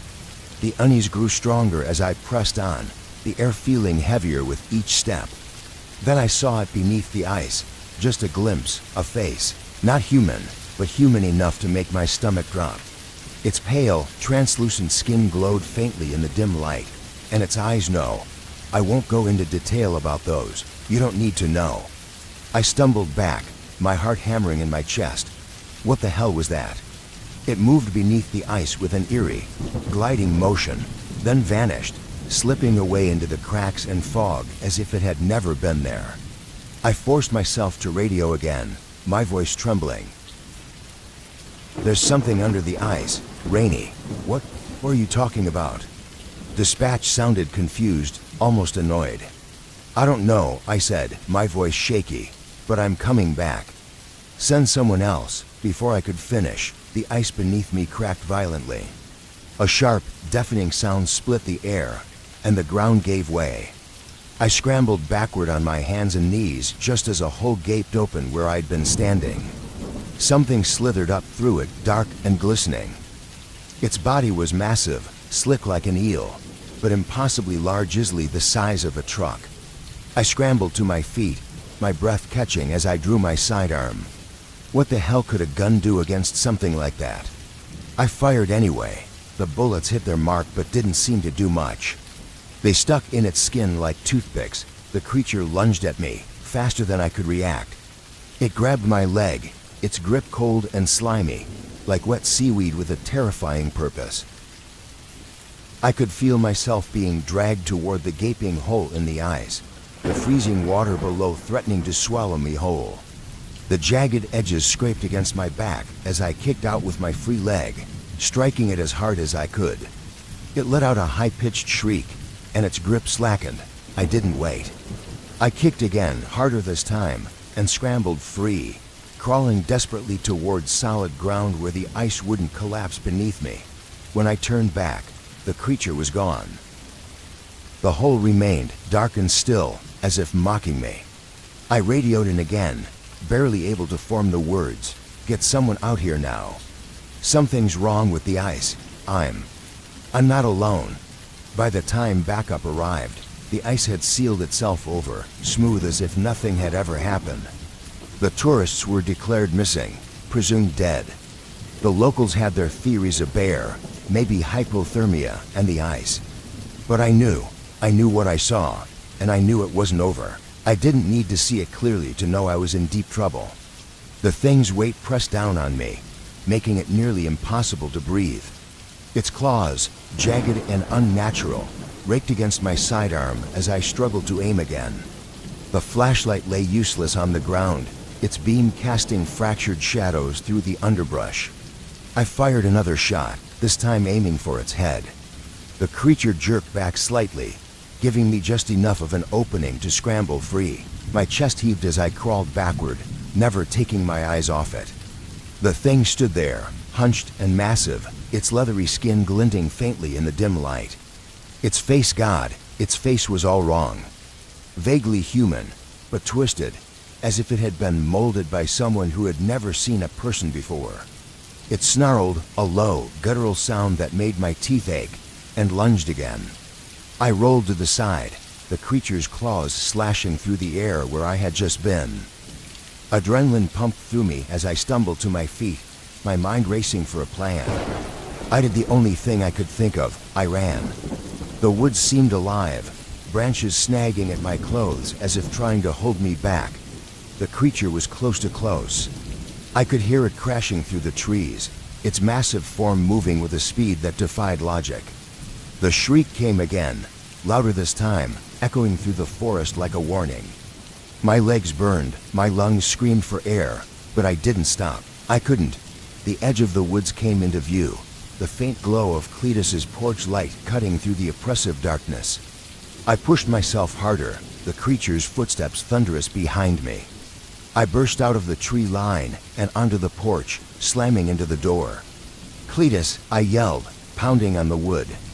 "Open up." The door swung open, and I practically fell inside. Cletus, wide-eyed and gripping his rifle, pulled me in and slammed the door shut. "What the hell was that?" he demanded, his voice trembling. I didn't answer. I didn't have the words. Instead, I collapsed onto the floor, my chest heaving as I tried to process what had just happened. Outside, the woods were silent again, too silent. Cletus stood by the window, his rifle at the ready, but whatever had chased me wasn't coming out of the trees. "Not yet, Roy," he said, his voice low. "You saw it, didn't you?" I nodded, still gasping for air. "Yeah, I finally managed. And whatever it is, it's not done." Here's the rewritten section, with close adherence to the original flow and tone. The second shot I fired hit its shoulder, and this time, it stumbled back just enough to give me the chance to scramble to my feet. I didn't stick around to see what it would do next. I ran, tearing through the underbrush as fast as my legs could carry me. Branches whipped at my face, and my heartbeat thundered in my ears, drowning out everything else. When I finally made it back to the car, I collapsed against the door, gasping for breath. My hands fumbled with the handle before I managed to get inside. I slammed the door shut and locked it, then looked back at the woods, half expecting to see the creature charging out of the shadows after me. But there was nothing, just darkness. I drove straight to the station, not daring to look back. When I arrived, I told the sheriff everything. For once, he didn't laugh me off. The grim look on his face told me he'd been waiting for something like this to happen. He made a few calls and sent some men out to investigate, but they came back empty-handed. The town quieted down after that, at least for a while. People still whispered about the missing livestock and strange noises in the woods, but no one ever claimed to see anything again. No one except me. A few weeks later, I got a call from Ruben's wife. Ruben had gone missing. The search party found him 2 days later, or what was left of him. His body was torn apart, limbs scattered across his own field like the livestock had been. I never told anyone about my second encounter with that thing. There was no point. No one would believe me, not without proof. But I know what I saw, and I know that whatever is lurking in those woods is still out there. It's not invincible, though. I saw it bleed. Next time, I'll be ready. Here's the rewritten version of your passage, staying true to the original tone and content. The second shot hit its shoulder, and this time it stumbled back, just enough for me to scramble to my feet. I didn't stick around to see what it would do next. I ran, tearing through the underbrush as fast as my legs would carry me. Branches lashed at my face, and my heart pounded so loudly in my ears it drowned out the sound of my own ragged breaths. By the time I reached the car, I collapsed against the door, gasping for air. My hands fumbled for the keys, slick with sweat, and when the engine finally roared to life, I slammed it into gear, dirt and gravel spraying behind me as I sped down the road.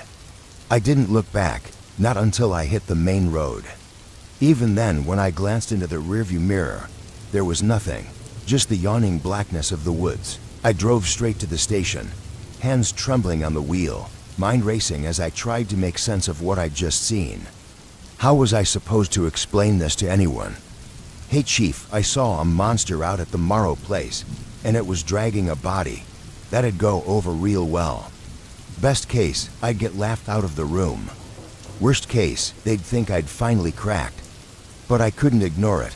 I couldn't just let it go. When I got back to the station, Jenny's voice crackled through the intercom before I even had a chance to gather my thoughts. "Nick, where the hell have you been? You've got to check something out. There's another call." Same place. A woman just phoned in her husband's missing. Last seen heading toward the Morrow farm. I froze. My stomach dropped. Another one. I grabbed my gear and called for backup from the neighboring town. This time, I wasn't going in alone. 2 other officers met me at the station, and together we made the drive back to the farm. The air was tense, heavy with unspoken dread. The gate was still wide open, but now there was a new addition, a truck parked just off the road, its door hanging open like whoever drove it had left in a hurry. "Is that his?" one of the officers asked, his voice uneasy. I nodded. This wasn't going to end well. We approached the barn cautiously, flashlights cutting through the dark. The smell hit us before we even stepped inside, putrid and overwhelming, like something freshly dead mixed with rot. One of the officers gagged, pressing a hand to his mouth. "What the hell died here?" "Stay focused," I said, though my voice wasn't nearly as steady as I wanted it to be. We moved deeper into the barn, stepping over the scattered bones I'd seen earlier. The beams above creaked with the wind, an eerie counterpoint to the suffocating silence. Then we saw it, the body, or what was left of it. It was sprawled across the floor, a mangled wreck of flesh and bone. I couldn't even begin to describe the carnage. It looked like the man had been torn apart piece by piece, chunks of his body ripped away until there was barely anything left to identify him. One of the officers turned and vomited in the corner. "We need to get out of here," the other one said, his voice trembling. Before I could answer, it emerged. The creature stepped out of the shadows, its gaunt, angular form seeming to materialize from the darkness. It moved with an eerie, deliberate grace, its pale, stretched skin glistening in the dim beam of our flashlights. The officers froze, their flashlights shaking. "Draw your weapons," I shouted, pulling my gun. The creature didn't hesitate. It charged faster than anything I'd ever seen. One officer fired, but the shot went wide, ricocheting uselessly off the barn's frame. The creature lunged, its massive claws slicing through the air. The younger officer screamed as blood sprayed across the barn. "Get him out of here," I yelled, firing shot after shot. The bullets hit their mark, but the creature barely flinched, its movements relentless.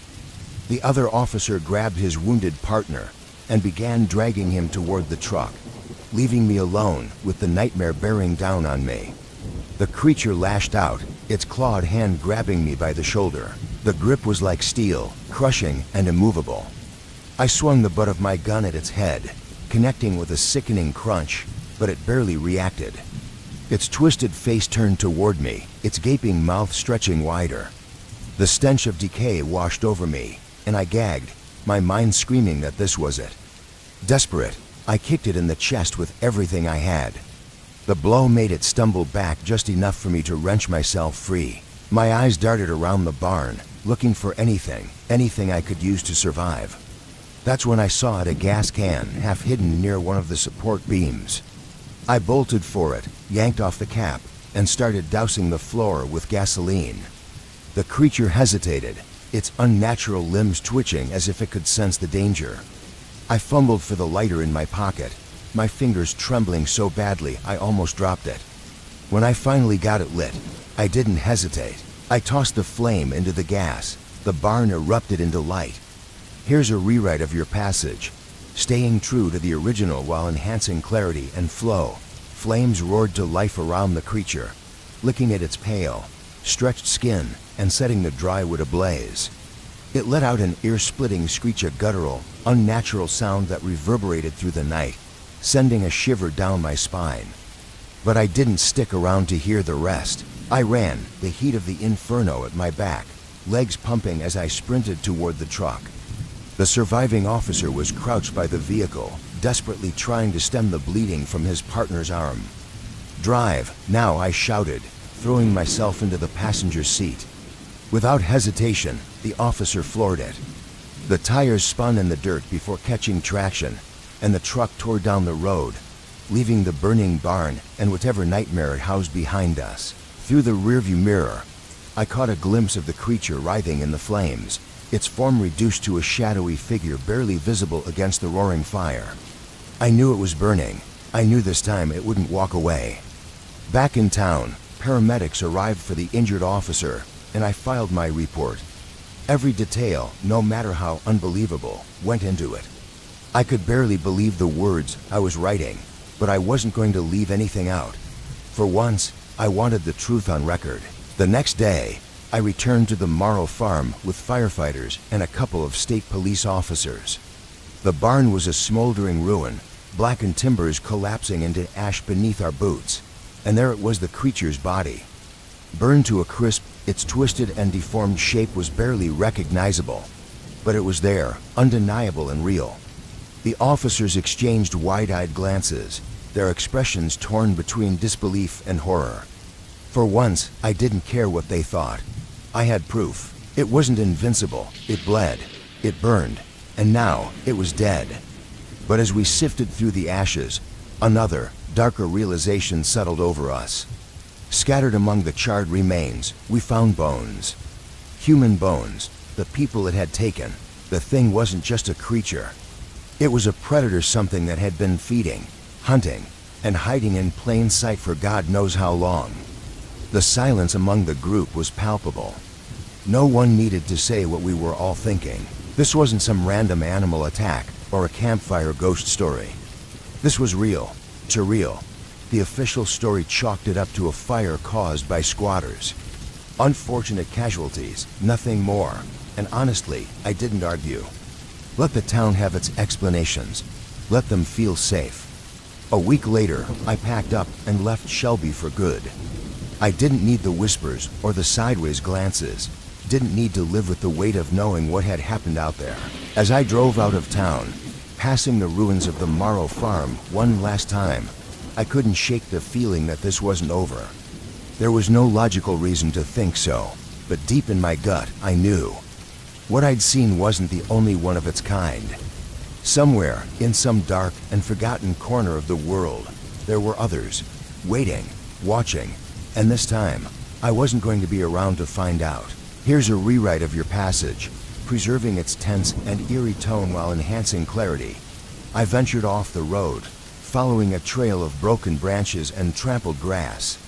That's when I found her. She was young, maybe mid-20s, lying face down in the brush. I knelt down to check for a pulse, nothing.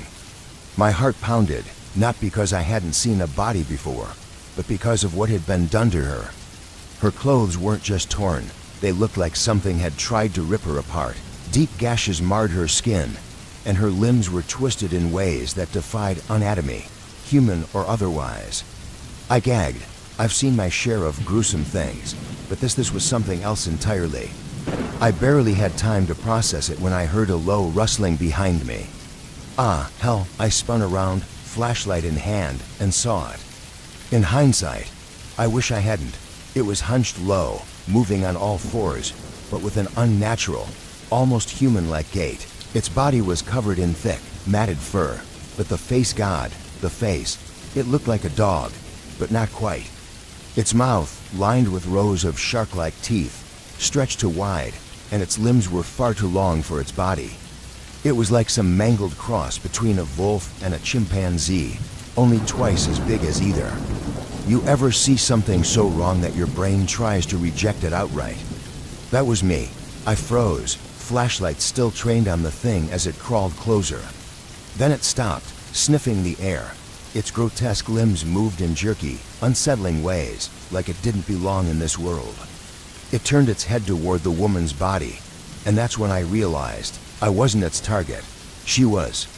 Maybe it was instinct, or maybe I've seen too many horror movies, but I did the dumbest thing possible. I yelled. Hey, it worked. The creature's head snapped toward me, its nostrils flaring as it sniffed again.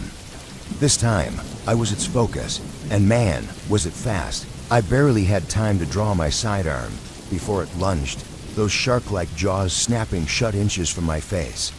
I fired 3 shots into its side, but it didn't even flinch. It reared back, looking more annoyed than hurt. I scrambled to my feet, backing away as it began circling me, its eyes fixed on me like I was prey. It was sizing me up, deciding if I was worth the effort. Fun fact, when faced with a monster, neither running nor fighting feels like the right option. I took a few cautious steps back, gun raised, praying this thing wasn't bulletproof. It wasn't. The creature charged, a freight train of teeth and claws, but this time I was ready. I fired again, square in its chest. It let out a yelp more anger than pain and veered off into the trees, vanishing as quickly as it had appeared. And just like that, it was gone. The only sound left was my ragged breathing. I glanced back at the woman's body. Whatever that thing was, it had done this to her, and if it wasn't dead, it was probably coming back. I wasn't about to stick around to find out. I bolted back to my car, fumbling for the radio as I drove away. My report was half garbled, half panicked, and I called it an animal attack. What else could I say? When the cleanup crew arrived, the thing was long gone. The official report listed it as a wild animal, but I knew better. This wasn't a bear or a mountain lion. It was something else. The weirdest part, no one questioned me. Not really. It was like the whole town knew, on some unspoken level, that there were things in those woods you didn't talk about. As for me, I never went down Old Mill Road again. When my wife asked about the bruises and scratches, I told her I'd been in a car accident. That was easier to explain than the truth.